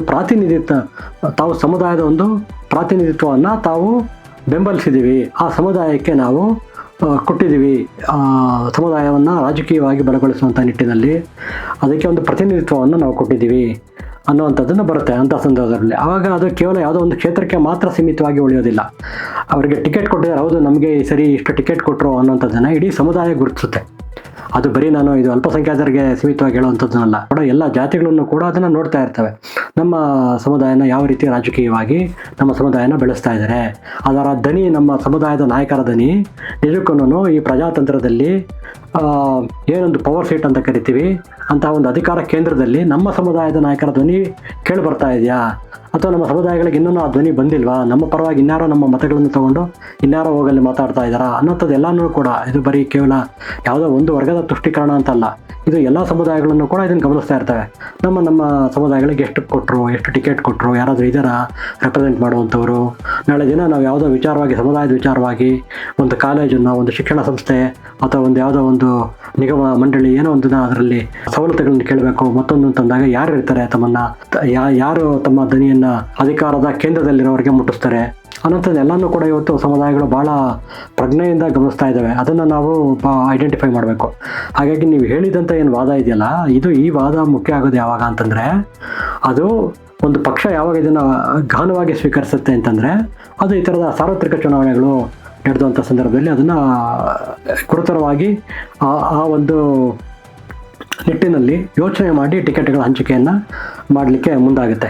ಈ ಉಪಚುನಾವಣೆ ನಿರ್ದಿಷ್ಟವಾಗಿ ಒಂದೇ ಉಪಚುನಾವಣೆ ಇದೆ, ಎರಡೇ ಉಪಚುನಾವಣೆ ಇದೆ, ಅಲ್ಲಿ ಕೊಟ್ಟರು ಕೊಟ್ಟಿಲ್ಲ ಅನ್ನುವಂಥದ್ದನ್ನು ಹೆಚ್ಚಾಗಿ ಈ ಸಂದರ್ಭದಲ್ಲಿ ಅದನ್ನೇ ಇಟ್ಕೊಂಡು ಅದುವೇ ಈ ಪಕ್ಷದ ಒಂದು ಹಿಪಾಕ್ರಸಿನ ತೋರಿಸ್ತಾ ಇದೆ ಅಂತಲೋ ಮತ್ತೊಂದು ಅದನ್ನು ಮಾಡಲಿಕ್ಕಾಗೋದಿಲ್ಲ. ಯಾಕೆಂದರೆ ಈ ಉಪಚುನಾವಣೆಗಳ ಒತ್ತಡ ಬೇರೆದಿರುತ್ತೆ. ಅಲ್ಲಿ ಗೆಲ್ಲಬೇಕಾದಂಥ ಒಂದು ಒತ್ತಡದಲ್ಲಿ ಆಡಳಿತಾರೂಢ ಪಕ್ಷಗಳು ಇರ್ತವೆ, ಅದರಲ್ಲಿ ಗೆಲ್ಲಬೇಕಾದಂಥ ಇದರಲ್ಲಿ. ಹಾಗಾಗಿ ಒಂದು ವಿನಬಿಲಿಟಿ ಅನ್ನುವಂಥದ್ದು ಒಂದು ಪ್ರಮುಖವಾಗಿರುವಂಥ ಫ್ಯಾಕ್ಟರ್ ಆಗುತ್ತೆ. ವಿಶೇಷವಾಗಿ ಆ ಕ್ಷೇತ್ರಗಳಲ್ಲಿ ಅನುಕಂಪದ ಮತದಾನ ಇದೆ ಅಂತಂದಾಗ ಸಾಮಾನ್ಯವಾಗಿ ಅದು ಯಾವುದೇ ಪಕ್ಷ ಆಗಲಿ ನಾವು ಗಮನಿಸಿದ ಹಾಗೆ ವಿರುದ್ಧ ದಿಕ್ಕಿಗೆ ಸಾಗ್ಲಿಕ್ಕೆ ಹೋಗೋದಿಲ್ಲ. ಅದನ್ನು ಮೊದಲನೆಯ ಪ್ರಾಶಸ್ತ್ಯ ಕುಟುಂಬಕ್ಕೆ ಟಿಕೆಟ್ ಕೊಡೋದು ಅಂತ ಇರುತ್ತೆ. ಇದು ಯಾವುದೋ ಒಂದು ಇಲ್ಲಿ ಕ್ಷೇತ್ರಕ್ಕೆ ಸಮರ್ಥನೆಯಾಗಿ ಕೊಡ್ತಾ ಇರೋದು ಅಂತಲ್ಲ, ಜನರಲ್ ಆಗಿ ಏನು ಬೇರೆ ಬೇರೆ ರಾಜ್ಯಗಳನ್ನು ಕೂಡ ಏನು ಟ್ರೆಂಡ್ ಕಂಡುಬರುತ್ತೆ ಇಂಥ ಸಂದರ್ಭದಲ್ಲಿ ಅಂತ ಹೇಳ್ತಾ ಇರೋವಂಥದ್ದು. ಈ ಅಂಶಗಳಿಂದ ನೀವು ನಿಮ್ಮ ಪ್ರಶ್ನೆಯನ್ನು ಗಮನಿಸಬೇಕಾಗುತ್ತೆ. ಒಳ ಮೀಸಲಾತಿ ಕಗ್ಗಂಟು ವಿಚಾರ ಹಾಗೆ ಉಳಿದಿದೆ. ಇದರ ಲಾಭ ಪಡೆಯಲೆಂದೇ BJP ದಾವಣಗೆರೆಯಲ್ಲಿ ರಾಜ್ಯ ಬಿಜೆಪಿ ಎಸ್ಟಿ ಮೋರ್ಚಾ ರಾಜ್ಯ ಘಟಕದ ಉಪಾಧ್ಯಕ್ಷ ಶ್ರೀನಿವಾಸ್ ದಾಸ ಕರಿಯಪ್ಪ ಅವರಿಗೆ ಟಿಕೆಟ್ ನೀಡಿದೆ. ಬಿಜೆಪಿಯಲ್ಲಿ ಕೆಲವರು ಇವರನ್ನ ಡಮ್ಮಿ ಅಭ್ಯರ್ಥಿ ಅಂತ ಬೇರೆ ಆರೋಪ ಮಾಡ್ತಿದ್ದಾರೆ. ಬಿಜೆಪಿ ಸ್ಟ್ರಾಟಜಿ ನಿಜಕ್ಕೂ ವರ್ಕ್ ಆಗುತ್ತಾ ಅಥವಾ ಪರೋಕ್ಷವಾಗಿ ಶಾಮನೂರ್ ಕುಟುಂಬಕ್ಕೆ ವರವಾಗುತ್ತಾ? ಇಲ್ಲಿ ಅದೇ ಎರಡು, ಒಂದು ಯಾವ ಅಭ್ಯರ್ಥಿನ ಕಂಟೆಸ್ಟ್ ಮಾಡಿಸಿದ್ದಾರೆ ಅನ್ನೋಂಥ ಒಂದು ವಿಚಾರ, ಇನ್ನೊಂದು ಒಳ ಮೀಸಲಾತಿ ವಿಚಾರ. ಈ ಒಳ ಮೀಸಲಾತಿ ವಿಚಾರ ಸ್ವಲ್ಪ ಪ್ರಮುಖವಾಗಿದೆ, ಅದನ್ನು ಫಸ್ಟ್ ಅದನ್ನು ಒಂದ್ಸರಿ ಗಮನಿಸೋಣ. ಅದನ್ನು ಒಳ ಮೀಸಲಾತಿ ವಿಚಾರಕ್ಕೆ ಸಂಬಂಧಪಟ್ಟಂತೆ ಸರ್ಕಾರ ತನ್ನ ನಿಲುವನ್ನು ಸ್ಪಷ್ಟಪಡಿಸಬೇಕು. ತನ್ನ ನಿಲುವನ್ನು ಸ್ಪಷ್ಟಪಡಿಸದೆ ನಮ್ಮನ್ನು ತೂಗುವೆಲೆಯಲ್ಲಿ ಇಡೋ ಥರನೇ ಮುಂದುವರಿಸ್ತಾ ಇದ್ದರೆ ಉಪಚುನಾವಣೆಯಲ್ಲಿ ಕಾಂಗ್ರೆಸ್ ವಿರುದ್ಧನೇ ಮತ ಚಲಾಯಿಸ್ತೀವಿ ಅಂತ ಹೇಳ್ಬಿಟ್ಟು ಎಡಗೈ ಸಮುದಾಯದವರು ಬಹಿರಂಗವಾಗಿಯೇ ಹೇಳಿದರು. ಆದರೆ ಈಗ ಮತ್ತೆ ಯಾವ ಸ್ಟ್ರಾಟಜಿ ಕಾಂಗ್ರೆಸ್ ಅಡಾಪ್ಟ್ ಮಾಡ್ಕೊಂಡಿದ್ದು ಇದಕ್ಕೆ ಅಂತಂದರೆ, ಈಗ 27ನೇ ತಾರೀಕೇನು ನಿರ್ಧಾರ ಮಾಡಬೇಕಾಗಿತ್ತು, ಅದು ಚುನಾವಣೆ ಮತದಾನ ಎಲ್ಲ ಆದ ನಂತರಕ್ಕೆ ಮುಂದಕ್ಕೆ ಹೋಗ್ಬಿಟ್ಟಿದೆ, ಏಪ್ರಿಲ್ಗೆ ಮುಂದಕ್ಕೆ ಹೋಗಿದೆ. ಈಗ ಹೇಳಿರೋ ಡೇಟಲ್ಲೂ ಕೂಡ ಅವತ್ತಿನ ದಿನವೂ ಕೂಡ ವಿಶೇಷ ಸಚಿವ ಸಂಪುಟ ಸಭೆ ನಡೆದಾಗ ಈ ವಿಚಾರದಲ್ಲಿ ನಿಜಕ್ಕೂ ಸರ್ಕಾರ ಯಾವುದಾದ್ರೂ ಒಂದು ಖಚಿತವಾದಂಥ ಒಂದು ನಿರ್ಧಾರ ತಗೊಳುತ್ತಾ ಅಥವಾ ಅದನ್ನು ಮತ್ತೆ ಇನ್ನಷ್ಟು ಮುಂದಕ್ಕೆ ಹಾಕುವಂಥ ಪ್ರಯತ್ನದಲ್ಲೇ ವ್ಯಸ್ತ ಆಗುತ್ತಾ ಅನ್ನೋಂಥದ್ದು ನಾವು ನೋಡಬೇಕು. ಹಾಗಾಗಿ ನಿಜಕ್ಕೂ ಈ ಚುನಾವಣೆಯಲ್ಲಿ ಇವರ ವಿರುದ್ಧನೇ ಹೋಗಿ ಮತ ಚಲಾವಣೆ ಮಾಡಬೇಕು ಅನ್ನೋವಂಥ ಒಂದು ಆ ಭಾವನೆ ಏನೊಂದು ವ್ಯಕ್ತಪಡಿಸ್ತಾ ಇದ್ರು, ಆ ಸಮುದಾಯಕ್ಕೂ ಕೂಡ, ಎಡಗೈ ಸಮುದಾಯಕ್ಕೂ ಕೂಡ ಈಗ ಸ್ವಲ್ಪ ಕಾದು ನೋಡಬೇಕು ಅಂತ ಅನ್ನೋ ಥರದ್ದು ಅನ್ನಿಸ್ತಾ ಇದೆ. ಸೊ ಹಾಗಾಗಿ ಅಷ್ಟೊತ್ತಿಗೆ ಚುನಾವಣೆನೂ ಮುಗಿದೋಗುತ್ತೆ. ಹಾಗಾಗಿ ಸ್ಥಳೀಯ ನಾಯಕತ್ವ ಈ ವಿಚಾರದಲ್ಲಿ ಏನು ನಿರ್ಧಾರ ಕೈಗೊಳ್ಳುತ್ತೆ ಅನ್ನೋಂಥದ್ದನ್ನು ನಾವು ಗಮನಿಸಬೇಕು. ಮತ್ತು ಈ ಎರಡೂ ಉಪಚುನಾವಣೆಯಲ್ಲಿ ಕಾಂಗ್ರೆಸ್ ಸಚಿವರನ್ನು, ವಿಶೇಷವಾಗಿ ಈ ಸಮುದಾಯಗಳ ಸಚಿವರನ್ನೇನಿದ್ದಾರೆ ಅವ್ರನ್ನ ತಂಡಗಳನ್ನಾಗಿ ಮಾಡಿ ಅವರು ಪ್ರತಿಯೊಂದು ಹಟ್ಟಿಗಳನ್ನು ಕೂಡ ಪ್ರತಿಯೊಂದು ಊರುಗಳಲ್ಲಿ ಈ ಸಮುದಾಯಗಳನ್ನು ತಾಕಿ ಅವ್ರನ್ನ ಕನ್ವಿನ್ಸ್ ಮಾಡಬೇಕು ಅನ್ನುವಂಥ ಒಂದು ವಿಶೇಷವಾದಂಥ ಪ್ರಯತ್ನವನ್ನು ಮಾಡಲೇಬೇಕು ಅಂತ ಹೇಳ್ಬಿಟ್ಟು ಆ ಜವಾಬ್ದಾರಿನ ವರ್ಗಾಯಿಸಿದೆ ಸಾಕಷ್ಟು ಸಚಿವರಿಗೆ. ಅದು ಬಾಗಲಕೋಟೆನಲ್ಲೂ ನಡೀತಾ ಇದೆ, ಇಲ್ಲೂ ಕೂಡ ದಾವಣಗೆರೆ ದಕ್ಷಿಣದಲ್ಲೂ ಕೂಡ ಅದನ್ನು ವಿಶೇಷವಾಗಿ ಆ ಒಂದು ಪ್ರಯತ್ನ ನಡೀತಾ ಇದೆ. ಸೊ ಒಳ ಮೀಸಲಾತಿ ವಿಚಾರದ ಬಂದಾಗ ತಮ್ಮ ಓಟು ಚೆದರು ಹೋಗಬಾರ್ದು, ದಲಿತ ಓಟು ಅಲ್ಲಿ ಒಡೆದು ಹೋಗಬಾರ್ದು ಅಂತ ಅದನ್ನು ಹಿಡಿದಿಡುವಂಥ ಪ್ರಯತ್ನಕ್ಕೆ ಕಾಂಗ್ರೆಸ್ ಏನು ಮಾಡಬೇಕು, ಎರಡು ತಂತ್ರ ಏನಿದೆ. ಮೊದಲನೇದು ಈಗ ಮುಂದಕ್ಕೆ ಹಾಕಿರುವಂಥದ್ದು, ಅದ್ರ ಬಗ್ಗೆ ನಿರ್ಧಾರ ಕೈಗೊಳ್ಳುವಂಥ ವಿಚಾರದಲ್ಲಿ ಆ ಸಂಪುಟ ಸಭೆ ಏನಿತ್ತು ಆ ಸಂಪುಟ ಸಭೆನ ಮುಂದೆ ಹಾಕಿರುವಂಥದ್ದು ಅದೊಂದು. ನಾವು ಒಳ ಮೀಸಲಾತಿ ವಿಚಾರದಲ್ಲಿ ನಮ್ಮ ಬದ್ಧತೆಯನ್ನು, ಪಕ್ಷದ ಬದ್ಧತೆಯನ್ನು ನಾವು ಪ್ರದರ್ಶಿಸ್ತೀವಿ ಅದನ್ನು. ಬಟ್ ಈಗಿನ ನೀವು ಚುನಾವಣೆ ವೇಳೆ ಅದನ್ನು ಒಂದು ವಿಷಯವಾಗಿ ಮಾಡಿಕೊಂಡು ನೀವು ದಯವಿಟ್ಟು ಪಕ್ಷದ ವಿರುದ್ಧ ಮತ ಚಲಾವಣೆ ಮಾಡಬೇಡಿ ಅಂತ ಅವ್ರನ್ನ ಕನ್ವಿನ್ಸ್ ಮಾಡುವಂಥದ್ದು, ಅವ್ರನ್ನ ಸಮಜಾಯಿಷಿ ನೀಡಿ ಅವ್ರನ್ನ ಪಕ್ಷಕ್ಕೇ ವೋಟ್ ಮಾಡುವಂಥ ರೀತಿಯಲ್ಲಿ ಅವರಲ್ಲಿ ಮನವಿ ಮಾಡ್ತಾ ಇರೋವಂಥದ್ದು ಅದೊಂದು ಪ್ರಯತ್ನ, ಇದೆರಡು ನಡೀತಾ ಇದೆ. ಆದರೆ ವಿಶೇಷವಾಗಿ ಎಡಗೈ ಸಮುದಾಯ ಈ ವಿಚಾರದಲ್ಲಿ ಏನು ನಿರ್ಧಾರ ತಗೊಳುತ್ತೆ ಅನ್ನೋಂಥದ್ದು ಸ್ಪಷ್ಟವಾಗಿಲ್ಲ. ಅದನ್ನು ಈ ಬಗ್ಗೆ ನಿಚ್ಚಳವಾದಂತಹ ಒಂದು ಸಾಧ್ಯತೆ ನಮಗೆ ಯಾವಾಗ ಗೊತ್ತಾಗುತ್ತೆ ಅನ್ನೋವಂಥದ್ದು ಅದು ಚುನಾವಣೆಗೆ 1-2 ದಿನ ಮುಂಚೆ, ಬಹುಶಃ ಮತದಾನಕ್ಕೆ 1-2 ದಿನ ಮುಂಚೆ ನಮಗೆ ಅದು ಗೊತ್ತಾಗ್ಬೋದು, ಸಮುದಾಯ ಯಾವ ದಿಕ್ಕಿನ ಕಡೆಗೆ ಸಾಗ್ತಾ ಇದೆ ಅನ್ನುವಂಥದ್ದನ್ನು. ಇನ್ನು ನೀವು ಅಭ್ಯರ್ಥಿ ವಿಚಾರವಾಗಿ ಕೇಳಿದ್ರಿ. ಅಭ್ಯರ್ಥಿ ವಿಚಾರವಾಗಿ BJP ST ಕ್ಯಾಂಡಿಡೇಟ್ನ ಇಲ್ಲಿ ಫೀಲ್ಡ್ ಮಾಡಿದೆ. ಸೊ ಇದರ ಹಿಂದೆ ಇರುವಂಥ ತರ್ಕ ಏನು, ಮತ್ತು ಅದು ತುಂಬ ಯಾರೋ ವೆಲ್ ನೋನ್ ಫೇಸ್ ಅಲ್ಲ. ಯತ್ನಾಳನೇ ಈ ಬಗ್ಗೆ ಇದೇ ಅಭಿಪ್ರಾಯನ ವ್ಯಕ್ತಪಡಿಸ್ತಾ ಯತ್ನಾಳ ಹೇಳಿದ್ದಿತ್ತು, ಏನಂತ ಶಾಮನೂರು ಶಿವಶಂಕರಪ್ಪ ಕುಟುಂಬಕ್ಕೆ ಅನುಕೂಲ ಮಾಡಿಕೊಡ್ಬೇಕು ಅನ್ನೋಂಥ ದೃಷ್ಟಿಯಿಂದ ಒಂದು ಡಮ್ಮಿ ಕ್ಯಾಂಡಿಡೇಟ್ನ ಅಲ್ಲಿ BJP ಆಗ್ತಾ ಇದೆ ಅನ್ನೋಂಥದ್ದನ್ನು. ಈ ಆಪಾದನೆನ ವಿಜೇಂದ್ರ ಅವರು ಅಲ್ಲೇ ದಾವಣಗೆರೆ ನಲ್ಲೇ ಆಪಾದನೆಗೆ ಅದಕ್ಕೆ ಪ್ರತ್ಯುತ್ತರನೂ ಕೊಟ್ಟರು. ಅವರು ಕೆಲಸ ಇಲ್ಲದೆ ಇರೋರು ಹೇಳುವಂಥ ಮಾತು, ಪಕ್ಷ ತಾನು ಹಾಕಿರೋವಂಥ ಟಿಕೆಟ್ ಕೊಟ್ಟಿರುವಂಥ ಅಭ್ಯರ್ಥಿ ಪರವಾಗಿ ಗಟ್ಟಿಯಾಗಿ ನಿಂತು ಪ್ರಚಾರ ಮಾಡುತ್ತೆ, ಅವ್ರನ್ನ ಗೆಲುವಿಗೆ ಎಲ್ಲ ರೀತಿಯಲ್ಲೂ ವ್ಯೂಹ ರೂಪಿಸುತ್ತೆ ಅನ್ನೋಂಥ ಮಾತುಗಳನ್ನು ಅವರು ಹೇಳಿದರು. ಈವನ್ ಇನ್ಫ್ಯಾಕ್ಟ್ ಯಾರು ಅಸಮಾಧಾನಗೊಂಡಿರುವಂಥ ಮುಸ್ಲಿಂ ಮತದಾರರಿದ್ದಾರೆ ಅವ್ರನ್ನೂ ಕೂಡ ಓಲೈಸುವಂಥ ಪ್ರಯತ್ನದ ಬಗ್ಗೆನೂ ಕೂಡ ಆ ಅರ್ಥದಲ್ಲೂ ಕೂಡ ಮಾತಾಡೋ ಥರದ್ದು ಕಂಡು ಬಂತು ಅವರ ಇಡೀ ಪತ್ರಿಕಾಗೋಷ್ಠಿಯನ್ನು ಆ ಸಂದರ್ಭದಲ್ಲಿ ಗಮನಿಸಿದಾಗ. ರಾಜ್ಯ ರಾಜಕಾರಣನ ನೀವು ಸಾಕಷ್ಟು ಅವಧಿಗೆ ಗಮನಿಸ್ತಾ ಇದ್ದಾಗ ನಿಮ್ಗೊಂದು ಕಂಡು ಬಂದಿರುತ್ತೆ, ಯಡಿಯೂರಪ್ಪ ಅವ್ರನ್ನ ಒಬ್ಬ ಲಿಂಗಾಯತ ನಾಯಕ ಆಗಿ ಅವರು ಮುಖ್ಯಮಂತ್ರಿ ಗಾದಿಗೆ ಹತ್ತಿರ ಇದ್ದಂಥ ಎಲ್ಲ ಸಂದರ್ಭದಲ್ಲಿ ಪಕ್ಷಾತೀತವಾಗಿ ಎಲ್ಲ ಪಕ್ಷಗಳಿಂದ ಬಹುತೇಕ ಲಿಂಗಾಯತ ಸಮುದಾಯದ ನಾಯಕರೇನಿದ್ದಾರೆ ಅವ್ರನ್ನ ಬೇರೆ ಬೇರೆ ಪಕ್ಷಗಳಲ್ಲಿದ್ದರೂ ಕೂಡ ಅವ್ರಿಗೆ ಒಂದು ಶಕ್ತಿ ತುಂಬುವಂಥ, ಬಲ ತುಂಬುವಂಥ ಕೆಲಸನ ಮಾಡಿದ್ದಾರೆ. ವಿಶೇಷವಾಗಿ ಯಾರು ಸಮುದಾಯದ ಚಟುವಟಿಕೆಗಳಲ್ಲಿ ಗುರುತಿಸ್ಕೊಂಡಿದ್ದಂಥವರು, ಸಮುದಾಯದ ಸಂಬಂಧಪಟ್ಟಂತೆ ಅದನ್ನು ಕಟ್ಟಿ ಬೆಳೆಸೋದ್ರಲ್ಲಿ ಬೇರೆ ಬೇರೆ ರೀತಿಯಲ್ಲಿ ತೊಡಕೊಂಡಿದ್ದಂಥವ್ರು, ಸಮುದಾಯದ ಒಳಗಡೆ ಸಮುದಾಯದ ಸಂಘಟನೆ ಒಳಗಡೆ ಯಾರ ಹೆಸರು ಮಾಡಿದ್ದಂಥವ್ರು ಏನೆಲ್ಲ ನಾಯಕರಿದ್ದರು, ಇನ್ಕ್ಲೂಡಿಂಗ್ ಶಾಮನೂರು ಶಿವಶಂಕರಪ್ಪ ರೀತಿ ನಾಯಕರು, ಇವರೆಲ್ಲರನ್ನೂ ಕೂಡ ತಮ್ಮದೇ ಪಕ್ಷಕ್ಕೆ ಮುಜುಗರ ಆಗುವಂಥ ಹಂತಕಾನ ಹೋಗಿ ಕೂಡ ಯಡಿಯೂರಪ್ಪ ಅವ್ರನ್ನ ಬೆಂಬಲಿಸಿದ್ದಿದೆ. ಹಾಗಾಗಿ ಇದನ್ನು ನಾವು ತಾಳ ಹೇಳಿರೋ ಹೇಳಿಕೆ ಆಗಲಿ ಅಥವಾ ನಿಮ್ಮ ಪ್ರಶ್ನೆಗಳನ್ನಾಗಲಿ ಸಂಪೂರ್ಣವಾಗಿ ಅದನ್ನು ಬದಿಗೆ ಸರಿಸ್ಬಿಡೋಕ್ಕಾಗುತ್ತಾ ಅನ್ನೋಂಥದ್ದನ್ನು ಹೇಳಲಿಕ್ಕಾಗೋದಿಲ್ಲ. ಅದು ಆ ರೀತಿ ಇಲ್ಲ ಅನ್ನೋಂಥದ್ದು ಸ್ಪಷ್ಟ ಆಗಬೇಕು ಅನ್ನೋದಾದರೆ, ಹೇಗೆ BJP ಒಂದು ಪಕ್ಷವಾಗಿ ಯಾವೆಲ್ಲ ರೀತಿಯ ವ್ಯೂಹವನ್ನು ಮಾಡುತ್ತೆ, ಯಾವ ರೀತಿ ಚುನಾವಣೆಯಲ್ಲಿ ಕಟ್ಟಿಬದ್ಧವಾಗಿ ತನ್ನನ್ನು ತೊಡಗಿಸ್ಕೊಳ್ಳುತ್ತೆ ಅನ್ನೋಂಥ ಎಲ್ಲ ಅಂಶಗಳನ್ನು ನಾವು ನೋಡಬೇಕಾಯ್ತು. ಅದರ ಮೇಲೆ ಅಷ್ಟೇನೆ ಯಾವ ಅಭ್ಯರ್ಥಿಗೆ ಅವರು ಟಿಕೆಟ್ ಕೊಟ್ಟರು ಅನ್ನೋದರ ಹಿಂದಿನ ಆಶಯ ಏನಾಗಿತ್ತು ಅನ್ನೋಂಥದ್ದನ್ನು ನಾವು ಸಂಪೂರ್ಣವಾಗಿ ಗ್ರಹಿಸೋದಕ್ಕೆ ಸಾಧ್ಯ. ಇನ್ನು ದಾವಣಗೆರೆ ದಕ್ಷಿಣ ಮತ್ತು ಬಾಗಲಕೋಟೆ ವಿಧಾನಸಭಾ ಕ್ಷೇತ್ರಗಳ ಈ ಉಪಚುನಾವಣೆ 2028ರ ರಾಜ್ಯ ವಿಧಾನಸಭಾ ಚುನಾವಣೆಯ ದಿಕ್ಸೂಚಿ ಎನ್ನುವ ವಿಶ್ಲೇಷಣೆ ಕೇಳಿ ಬರ್ತಾ ಇದೆ. ಇಂತಹ ಒಂದು ಚರ್ಚೆಯನ್ನ ಹೇಗೆ ವಿಶ್ಲೇಷಿಸ್ತೀರಿ? ನೋಡಿ, ಸಾಮಾನ್ಯವಾಗಿ ಯಾವುದೇ ಉಪಚುನಾವಣೆಗಳನ್ನು ಆಳುವ ಸರ್ಕಾರದ ಏನೊಂದು ಆಡಳಿತ ಇರುತ್ತೆ, ಆಡಳಿತಕ್ಕೆ ಅದಕ್ಕೆ ಜನತೆ ಆಳುವ ಸರ್ಕಾರದ ಆಡಳಿತನ ಯಾವ ರೀತಿ ಪರಿಗಣಿಸ್ತಾ ಇದ್ದಾರೆ, ಉತ್ತಮ ಆಡಳಿತ ನೀಡ್ತಾ ಇದೆಯಾ ಇಲ್ವಾ, ಜನರಿಗೆ ಆಡಳಿತಾರೂಢ ಸರ್ಕಾರದ ಬಗ್ಗೆ ವಿಶ್ವಾಸ ಇದೆಯಾ ವಿಶ್ವಾಸ ಇಲ್ವಾ ಅನ್ನೋವಂಥ ಅಂಶಗಳನ್ನು ಗಣನೆಗೆ ತಗೊಂಡು ಜನ ಮತದಾನ ಮಾಡ್ತಾರೆ. ಹಾಗಾಗಿ ಅದು ಮುಂದಿನ ಚುನಾವಣೆಗಳಿಗೆ ಒಂದು ದಿಕ್ಸೂಚಿ ಅಂತ ಹೇಳುವಂಥದ್ದು ಒಂದು ಪ್ರವೃತ್ತಿ ಇದೆ. ಅದನ್ನು ಸಂಪೂರ್ಣವಾಗಿ ಅಲ್ಲಗಳೆಯುವಂಥದ್ದೇನೋ ಅದರಲ್ಲಿ ಇಲ್ಲ. ಆದರೆ ಈಗ ನೋಡಿ, ಉಪಚುನಾವಣೆಗಳ ವಿಚಾರದಲ್ಲಿ ನಾವು ಅದನ್ನು ಹೆಚ್ಚಿಗೆ ಇದು ಯಾವುದೇ ಒಂದು ದಿಕ್ಸೂಚಿ ಅಂತ ಏನಕ್ಕೆ ಪರಿಗಣಿಸೋದಕ್ಕಾಗೋದಿಲ್ಲ ಅಂತಂದರೆ, ಉಪಚುನಾವಣೆಗಳು ಬರುವಂಥ ಕಾರಣ ಯಾವುದು ಅನ್ನೋದನ್ನು ಮೊದಲು ನಾವು ಸ್ಪಷ್ಟಪಡಿಸ್ಕೋಬೇಕು. ಈಗ ಯಾರಾದರೂ ಒಬ್ಬ ಅಭ್ಯರ್ಥಿ ತಾನು ರಾಜೀನಾಮೆಯನ್ನು ನೀಡಿ ತೆರವಾಗುವಂಥ ಕ್ಷೇತ್ರದ ಅಲ್ಲಿನ ರಾಜಕೀಯ ಸಮೀಕರಣ, ಅದು ಹುಟ್ಟಿಸುವಂಥ ರಾಜಕೀಯ ಚರ್ಚೆಗಳು ಅದು ಬೇರೆಯದೇ ಸ್ವರೂಪದಾಗಿರುತ್ತೆ. ಕ್ಷೇತ್ರದಲ್ಲಿ ಒಂದು ತಾನು ಕ್ಷೇತ್ರದಲ್ಲಿ ತನ್ನ ಒಂದು ಅಸ್ತಿತ್ವವನ್ನು ನಾನು ಪ್ರಬಲವಾಗಿ ಉಳಿಸ್ಕೊಂಡಿದ್ದೀನಿ ಅಂತ ಯಾವ ಅಭ್ಯರ್ಥಿ ಗೆದ್ದಿರೋಂಥ ಅಭ್ಯರ್ಥಿ ಇರ್ತಾನೆ, ಅದನ್ನು ಮತ್ತೆ ಮರುರೂಪಿಸೋದಕ್ಕೆ ತಾನು ಪಕ್ಷನ ಬದಲಾಯಿಸಿದ್ರು ಕೂಡ ಅದು ಬೇರೆ ಬೇರೆ ಕಾರಣಗಳು, ವೈಯಕ್ತಿಕ ಅಸಮಾಧಾನ ಇರ್ಬೋದು ಅಥವಾ ಬೇರೆ ಯಾವುದೇ ಕಾರಣಕ್ಕೋಸ್ಕರ ಆತ ರಾಜೀನಾಮೆ ಕೊಟ್ಟು ಹೊರಗಡೆ ಬಂದು ಚುನಾವಣೆಯನ್ನು ಮತ್ತೆ ಕಂಟೆಸ್ಟ್ ಮಾಡ್ತಾನೆ ಅಂದಾಗ ಆಗಿನ ಚರ್ಚೆಗಳು ಬೇರೆ ಸ್ವರೂಪದಲ್ಲೇ ಇರುತ್ತೆ. ಆಗಿನ ಚರ್ಚೆಗಳು ಬಹುತೇಕವಾಗಿ ಅದು ಅಭ್ಯರ್ಥಿಯ ವೈಯಕ್ತಿಕ ವರ್ಚಸ್ಸಿನ ಮೇಲೆ ನಿಂತಿರುತ್ತೆ. ಮತ್ತು ಆತ ಒಂದು ದಿಕ್ಸೂಚಿಯಾಗಿ ಆತ ಇವಾಗ ಆಡಳಿತಾರೂಢ ಪಕ್ಷದಿಂದ ಅವನು ಮತ್ತೊಂದು ಪಕ್ಷಕ್ಕೆ ವಿರೋಧ ಪಕ್ಷದ ಟಿಕೆಟ್ ಮೇಲೆ ಹೋಗ್ತಾ ಇದ್ದಾನೆ ಅಂತಂದರೆ, ತನ್ನ ಅಸಮಾಧಾನನ ತೋರಿಸೋದರ ಜೊತೆಯಲ್ಲೇ ಆಡಳಿತ ಪಕ್ಷದಲ್ಲಿ ಎಲ್ಲವೂ ಸರಿ ಇಲ್ಲ ಅನ್ನೋವಂಥ ಒಂದು ಸೂಚನೆಯನ್ನು ಕೂಡ ಅವನು ತೇಲಿಬಿಡ್ತಾ ಇರ್ತಾನೆ ಅದ್ರ ಮೂಲಕ. ಸೊ ಅಲ್ಲಿ ಒಂದು ಈಗೋ ಕ್ಲಾಶ್ ಇರುತ್ತೆ, ಮತ್ತು ಅಸಮಾಧಾನದ ವಿಚಾರ ಇರುತ್ತೆ, ಮತ್ತು ಆಡಳಿತಾರೂಢ ಸರ್ಕಾರದ ವಿರುದ್ಧ ಮಡುಗಟ್ತಾ ಇರುವಂಥ ಆಕ್ರೋಶದ ಬಗೆಗೂ ಕೂಡ ಅದರೊಂದು ವ್ಯಾಖ್ಯಾನ ಮಾಡೋ ರೀತಿಯಲ್ಲಿ ಅಂಥ ಪ್ರಯತ್ನಗಳು ಕಂಡು ಬರ್ತವೆ. ಅದು ಒಂದು ಬಗೆಯ ಉಪಚುನಾವಣೆಗಳು.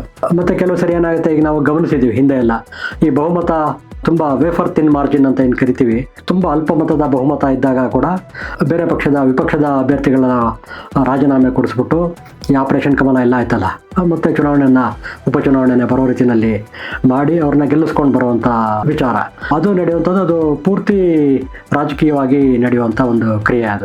ಅದರ ಸ್ವರೂಪ ಬೇರೆ ಇರುತ್ತೆ. ಅದು ಆಡಳಿತಾರೂಢ ಪಕ್ಷ ಯಾವುದಿರುತ್ತೆ ಅದಕ್ಕೆ ಅದೊಂದು ಅತಿಯಾದಂಥ ಒಂದು ಪ್ರತಿಷ್ಠೆಯ ಪ್ರಶ್ನೆ ಆಗಿಬಿಟ್ಟಿರುತ್ತೆ.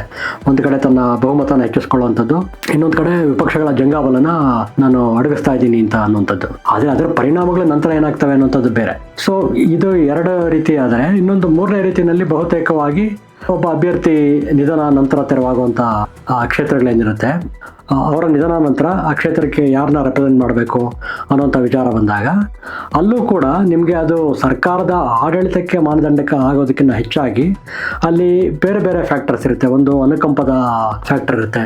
ಅಭ್ಯರ್ಥಿ ಯಾರು ನಿಧನರಾಗಿರ್ತಾರೆ ಅವರ ಕುಟುಂಬಕ್ಕೆ ಟಿಕೆಟ್ ಕೊಡುವಂಥದ್ದು, ಅಥವಾ ಅಲ್ಲಿ ಕ್ಷೇತ್ರದಲ್ಲಿ ಯಾರು ಕಂಟೆಸ್ಟ್ ಮಾಡ್ತಾರೆ ಅವ್ರ ಮನೆಯಿಂದ ಯಾರಾದರೂ ಕಂಟೆಸ್ಟ್ ಮಾಡಲಿಕ್ಕೆ ಇಷ್ಟಪಡ್ತಾ ಇಲ್ಲ ಅಂತ ಸಂದರ್ಭದಲ್ಲಿ ಬೇರೆ ಯಾರಿಗಾದ್ರೂ ಟಿಕೆಟ್ ಕೊಡ್ತಾರೆ ಅಂತ ಆದರೆ ಆಗ ಚುನಾವಣೆ ಯಾವ ಸ್ವರೂಪ ಪಡೆಯುತ್ತೆ ಅನ್ನೋಂಥದ್ದೆಲ್ಲ ಮುಖ್ಯ ಆಗುತ್ತೆ. ಹಾಗಾಗಿ ಇಲ್ಲಿ ನಾವು ನಿಷ್ಠುರವಾಗಿ ನೇರವಾಗಿ ನಿರ್ದಿಷ್ಟವಾಗಿ ಇಲ್ಲ ಇದು ಸರ್ಕಾರದ ಆಡಳಿತಕ್ಕೆ ಹಿಡಿದಿರುವಂಥ ಕನ್ನಡಿ ಅಂತ ಹೇಳುವಂಥದ್ದು ಉಪಚುನಾವಣೆಗಳ ಮಟ್ಟದಲ್ಲಿ ಪ್ರತಿ ಬಾರಿನೂ ಅದು ಸರಿ ಹೋಗೋದಿಲ್ಲ. ಅದರ ಹಿಂದೆ ಉಪಚುನಾವಣೆಗೆ ಏನು ಕಾರಣ ಆಗಿತ್ತು ಅನ್ನೋವಂಥ ಅಂಶನ ನಾವು ಗಮನಿಸಬೇಕಾಗತ್ತೆ. ಅದರಿಂದ ಆಚೆಗೆ ತುಂಬ ದೂರ ಸಾಗಿ ಮಾತಾಡಲಿಕ್ಕೆ ಆಗೋದಿಲ್ಲ. ಸರ್, ಕೊನೆಯ ಪ್ರಶ್ನೆ.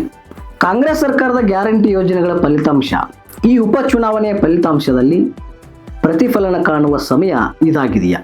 ನೋಡಿ, ಈ ಪ್ರಶ್ನೆನ ನಾವೇ ಸ್ವಲ್ಪ ತಿರುಗುಮರುಗಾಗಿ ಕೇಳ್ಕೊಂಬಿಡೋಣ. ಈಗ ಒಂದು ವೇಳೆ ಕಾಂಗ್ರೆಸ್ ಅಭ್ಯರ್ಥಿ ಗೆದ್ದರೆ ಸಹಜವಾಗಿಯೇ ಇದು ನಮ್ಮ ಕಾರ್ಯಕ್ರಮಗಳ ಸರ್ಕಾರದ ಆಡಳಿತಕ್ಕೆ ಹಿಡಿದಿರುವಂಥ ಕನ್ನಡಿ. ಸರ್ಕಾರ ಉತ್ತಮವಾಗಿ ಆಡಳಿತ ನಡೆಸ್ತಾ ಇದೆ. ಸರ್ಕಾರದ ಗ್ಯಾರಂಟಿ ಯೋಜನೆಗಳು ಸಮುದಾಯನ, ವಿಶೇಷವಾಗಿ ಎಲ್ಲ ಸಮುದಾಯಗಳನ್ನು ಪ್ರಭಾವಿಸಿದ್ದಾವೆ. ಸರ್ಕಾರದ ಬಗ್ಗೆ ನಿರೀಕ್ಷೆ ಏನಿತ್ತು ಅದು ಫುಲ್ಫಿಲ್ ಆಗಿದೆ. ಸಮಾಜದ ಎಲ್ಲ ವರ್ಗಗಳ ಬೆಂಬಲ ಸರ್ಕಾರಕ್ಕೆ ಇದೆ ಅನ್ನೋವಂಥ ಎಲ್ಲ ಉತ್ತರಗಳನ್ನು ನಿಮಗೆ ಕೇಳಿ ಬರ್ತವೆ ಪಕ್ಷದ ಅಭ್ಯರ್ಥಿ ಗೆದ್ದರೆ. ಒಂದು ವೇಳೆ ಪಕ್ಷದ ಅಭ್ಯರ್ಥಿ ಗೆಲ್ಲಿಲ್ಲ ಅಂತಂದರೆ ಹಾಗಾದರೆ ಇದು ಗ್ಯಾರಂಟಿ ಯೋಜನೆಗಳ ಮೇಲೆ ಬರೆದಂಥ ಗ್ಯಾರಂಟಿ ಅಂತ ಪಕ್ಷ ಎಲ್ಲಾದರೂ ಹೇಳ್ಕೊಳಕ್ಕೆ ಹೋಗುತ್ತಾ? ಅಬ್ಸಲ್ಯೂಟ್ಲಿ ಹೇಳೋದಿಲ್ಲ. ಅದನ್ನು ಗೆದ್ದಾಗ ಮಾತ್ರ ಅದನ್ನು ಕ್ಲೈಮ್ಗೆ ಗ್ಯಾರಂಟಿ ಯೋಜನೆಯನ್ನು ಬರುತ್ತೆ. ಆದರೆ ಒಂದು ವೇಳೆ ಸೋತ್ರೆ ಆಗ ವಿಪಕ್ಷಗಳ ಅವಶ್ಯಕವಾಗಿ ತಗೋತವೆ ಇದನ್ನು. ಸರ್ಕಾರದ ಈ ಸರ್ಕಾರ ಬೇಕಾಬಿಟ್ಟು ದುಂದುಗಾರಿಕೆ ಮಾಡ್ತಾ ಇದೆ, ಈ ಸರ್ಕಾರ ಸಾಲ ವಿಪರೀತ ಮಾಡಿಟ್ಟಿದೆ, ಈ ಸರ್ಕಾರದ ಯೋಜನೆಗಳೇನಿದೆ ಗ್ಯಾರಂಟಿ ಯೋಜನೆಗಳ ಬಗ್ಗೆ ಜನಕ್ಕೆ ಒಲವು ಉಳಿದಿಲ್ಲ ಅನ್ನೋವಂಥ ಅಭಿಪ್ರಾಯಗಳನ್ನು ಕೂಡ ಕೇಳಿಬರ್ಬೋದು ಅವಾಗ. ಸೊ ಇಲ್ಲಿ ಆದರೆ ಸತ್ಯ ಹಾಗಾದರೆ ಏನಿದೆ ಅಂತ ನೀವು ಗಮನಿಸಿದ್ರೆ, ನಾನು ಹಿಂದೆನೂ ಅದೇ ವಿಚಾರವಾಗಿ ಪದೇ ನಾನು ಹೇಳ್ತಾ ಇದ್ದಿದ್ದು, ಯಾವ ಕಾರಣಕ್ಕೋಸ್ಕರ ಚುನಾವಣೆ ಬಂತು ಅನ್ನೋದಿಲ್ಲಿ ಮುಖ್ಯ. ಸರ್ಕಾರದ ಯಾರೋ ಒಬ್ಬ ಆಡಳಿತಾರೂಢ ಪಕ್ಷದ ಸದಸ್ಯನೇ ಇರ್ತಾನೆ, ಆತ ಒಂದು ಅಸಮಾಧಾನದಿಂದಲೋ ಅಥವಾ ಸರ್ಕಾರ ತಮಗೆ ಸರಿಯಾಗಿ ಸ್ಪಂದಿಸ್ತಾ ಇಲ್ಲ ಅಂತಲೋ ಏನೋ ಒಂದು ಬಹಿರಂಗವಾಗಿ ಆ ಥರದೊಂದು ಕಾರಣನ ಕೊಟ್ಟು ರಾಜೀನಾಮೆ ಪತ್ರನ ಬಿಸಾಕಿ ಹೊರಗಡೆ ಬಂದು ಚುನಾವಣೆಗೆ ಹೋದಾಗ ಅಂಥ ಸಂದರ್ಭದಲ್ಲಿ ನಾವು ಹೇಳ್ಬೋದು, ಹೌದು ಇದು ಸರ್ಕಾರದ ವರ್ಚಸ್ಸಿಗೆ, ಸರ್ಕಾರದ ಯಾರು ನಾಯಕತ್ವ ಹೊಂದಿದ್ದಾರೆ ಸರ್ಕಾರದ ನಾಯಕತ್ವಕ್ಕೆ, ಇದೆಲ್ಲದಕ್ಕೂ ಕೂಡ ಒಂದು ಸವಾಲು ಒಡ್ಡುವಂಥ ಒಂದು ಪ್ರಶ್ನೆ. ಇದು ಸವಾಲು ಒಡ್ತಾ ಇದ್ದಾರೆ. ಆ ಮೂಲಕ ಇಲ್ಲಿ ಸರ್ಕಾರದ ವರ್ಚಸ್ಸೇನೇ, ಇಡೀ ಸರ್ಕಾರದ ವರ್ಚಸ್ಸೇನೇ, ಅದರ ಆಡಳಿತದ ವರ್ಚಸ್ಸು ಎಲ್ಲನೂ ಕೂಡ ಇಲ್ಲಿ ದಾವೆನಲ್ಲಿದೆ. ಸೋತ್ರೆ ಸರ್ಕಾರಕ್ಕೆ ದೊಡ್ಡ ಮುಖಭಂಗ, ಹಿನ್ನಡೆ ಅಂತ ಹೇಳ್ಬಿಟ್ಟು. ಆದರೆ ಆ ಥರದ ಸಂದರ್ಭ ಅಲ್ಲ, ಆ ಥರದ ಸನ್ನಿವೇಶ ಅಲ್ಲ. ಇಲ್ಲಿ ಯಾರೋ ರಾಜೀನಾಮೆ ಕೊಟ್ಬಿಟ್ಟು ಹೊರಗಡೆ ಹೋಗಿರೋ, ಆಡಳಿತಾರೂಢ ಪಕ್ಷದ ಯಾರೋ ಒಬ್ಬ ಸದಸ್ಯ ರಾಜೀನಾಮೆ ಕೊಟ್ಬಿಟ್ಟು ಹೊರಗಡೆ ಹೋಗಿರೋದು ಅಲ್ಲ. ಅಥವಾ ಇವ್ರದೇ ಪಕ್ಷ, ಆಡಳಿತಾರೂಢ ಪಕ್ಷದವರನ್ನೇ ನಾನು ಹಿಂದೆ ಹೇಳಿದ್ನಲ್ಲ, ಒಂದು ವೇಫರ್ ತಿನ್ ಮಾರ್ಜಿನ್ ಥರ ಏನೋ ಒಂದಂದರೆ ಅಲ್ಪ ಬಹುಮತ ಅಷ್ಟೇ ಇರೋ ಸಂದರ್ಭದಲ್ಲಿ ಒಂದು ಆಪರೇಷನ್ ಕಮಲ ಹಿಂದೆ ಏನು ಮಾಡ್ತಾಯಿದ್ರು, ಆ ರೀತಿ ಯಾವುದೋ ಒಂದು ಸನ್ನಿವೇಶ ಸೃಷ್ಟಿಯಾಗಿ ವಿಪಕ್ಷದಲ್ಲಿರೋರನ್ನ ಒಬ್ಬ ಶಾಸಕನ ಅವನ್ನ ರಾಜೀನಾಮೆ ಕೊಡಿಸಿ ಕರ್ತವ್ಯಂಬಂದು ಚುನಾವಣೆಗೆ ಕಾರಣ ಆಗಿರುವಂಥದ್ದನ್ನಲ್ಲ. ಅಂಥ ಸಂದರ್ಭದಲ್ಲೂ ಕೂಡ ಗೆಲ್ಲಿಸ್ಕೊಳ್ಳಲೇಬೇಕು ಅನ್ನೋಂಥ ಒಂದು ಜವಾಬ್ದಾರಿ ಆಡಳಿತಾರೂಢ ಸರ್ಕಾರದ ಮೇಲಿರುತ್ತೆ. ಒಂದು ವೇಳೆ ಅದಕ್ಕೆ ವಿರುದ್ಧವಾಗಿ ಮತ ಚಲಾವಣೆ ಮಾಡಿದ್ರೆ ಆಗ ಅವಶ್ಯವಾಗಿ ಅದು ಸರ್ಕಾರದ ವಿರುದ್ಧ ಒಂದು ಮ್ಯಾಂಡೇಟ್ ಅನ್ನೋ ಥರನೇ ಆಗುತ್ತೆ. ಸರ್ಕಾರದ ಈ ನಡವಳಿಕೆ ಮತದಾರರಿಗೆ ಇಷ್ಟ ಆಗ್ತಾ ಇಲ್ಲ, ಮತದಾರರು ಅದನ್ನು ಬೆಂಬಲಿಸ್ತಾ ಇಲ್ಲ, ಇಂಥ ದುಂಡಾವರ್ತಿನ ಮತದಾರರು ಪ್ರತಿಭಟಿಸ್ತಾ ಇದ್ದಾರೆ ಅನ್ನೋಂಥಲ್ಲೂ ಕೂಡ ಒಂದು ಚರ್ಚೆ ಶುರುವಾಗುತ್ತೆ ಆಗ. ಆದರೆ ಈ ಪ್ರಸಕ್ತ ಸನ್ನಿವೇಶ ಅದಕ್ಕೆ ಹೆಚ್ಚು ಆ ಚರ್ಚೆಯನ್ನು ಅಷ್ಟು ಲಂಬಿಸೋದಕ್ಕೆ ಹೆಚ್ಚು ಸೂಕ್ತವಾಗಿಲ್ಲ ಅಂತ ನಾವು ಹೇಳ್ಬೋದು. ಸರ್, ಇಷ್ಟೊತ್ತು ದಾವಣಗೆರೆಯ ಉಪಚುನಾವಣೆಯ ಸಮರದ ಸುತ್ತ ಒಂದಿಷ್ಟು ಸೂಕ್ಷ್ಮ ಒಳನೋಟಗಳ ಮೂಲಕ ವಿಷಯವನ್ನ ನಮ್ಮ ಜೊತೆ ಬಿಚ್ಚಿಟ್ಟಿದ್ದೀರಿ. ತಮಗೆ ಮತ್ತೊಮ್ಮೆ ಲೋಕದೃಷ್ಟಿ ಚಾನೆಲ್ ಪರವಾಗಿ, ನಮ್ಮ ವೀಕ್ಷಕರ ಪರವಾಗಿ ತಮಗೆ ನಮಸ್ಕಾರ. ನಮಸ್ತೆ ವೀಕ್ಷಕರೇ, ಇದಾಗಿತ್ತು ದಾವಣಗೆರೆ ದಂಗಲ್. ಸೊ ಈ ಮಾಹಿತಿ ನಿಮ್ಗೆ ಇಷ್ಟ ಆಗಿದ್ರೆ ಮರೆಯದೆ ಒಂದು ಲೈಕ್ ಮಾಡಿ, ಹಾಗೆ ಶೇರ್ ಮಾಡಿ. ಸೊ ನಮ್ಮ ಚಾನಲ್ ಬೆಂಬಲಿಸಲು ದಯವಿಟ್ಟು ಸಬ್ಸ್ಕ್ರೈಬ್ ಮಾಡಿ. ಮತ್ತೆ ಹೊಸ ವಿಡಿಯೋದೊಂದಿಗೆ ಭೇಟಿ ಆಗ್ತೀವಿ. ನಮಸ್ಕಾರ.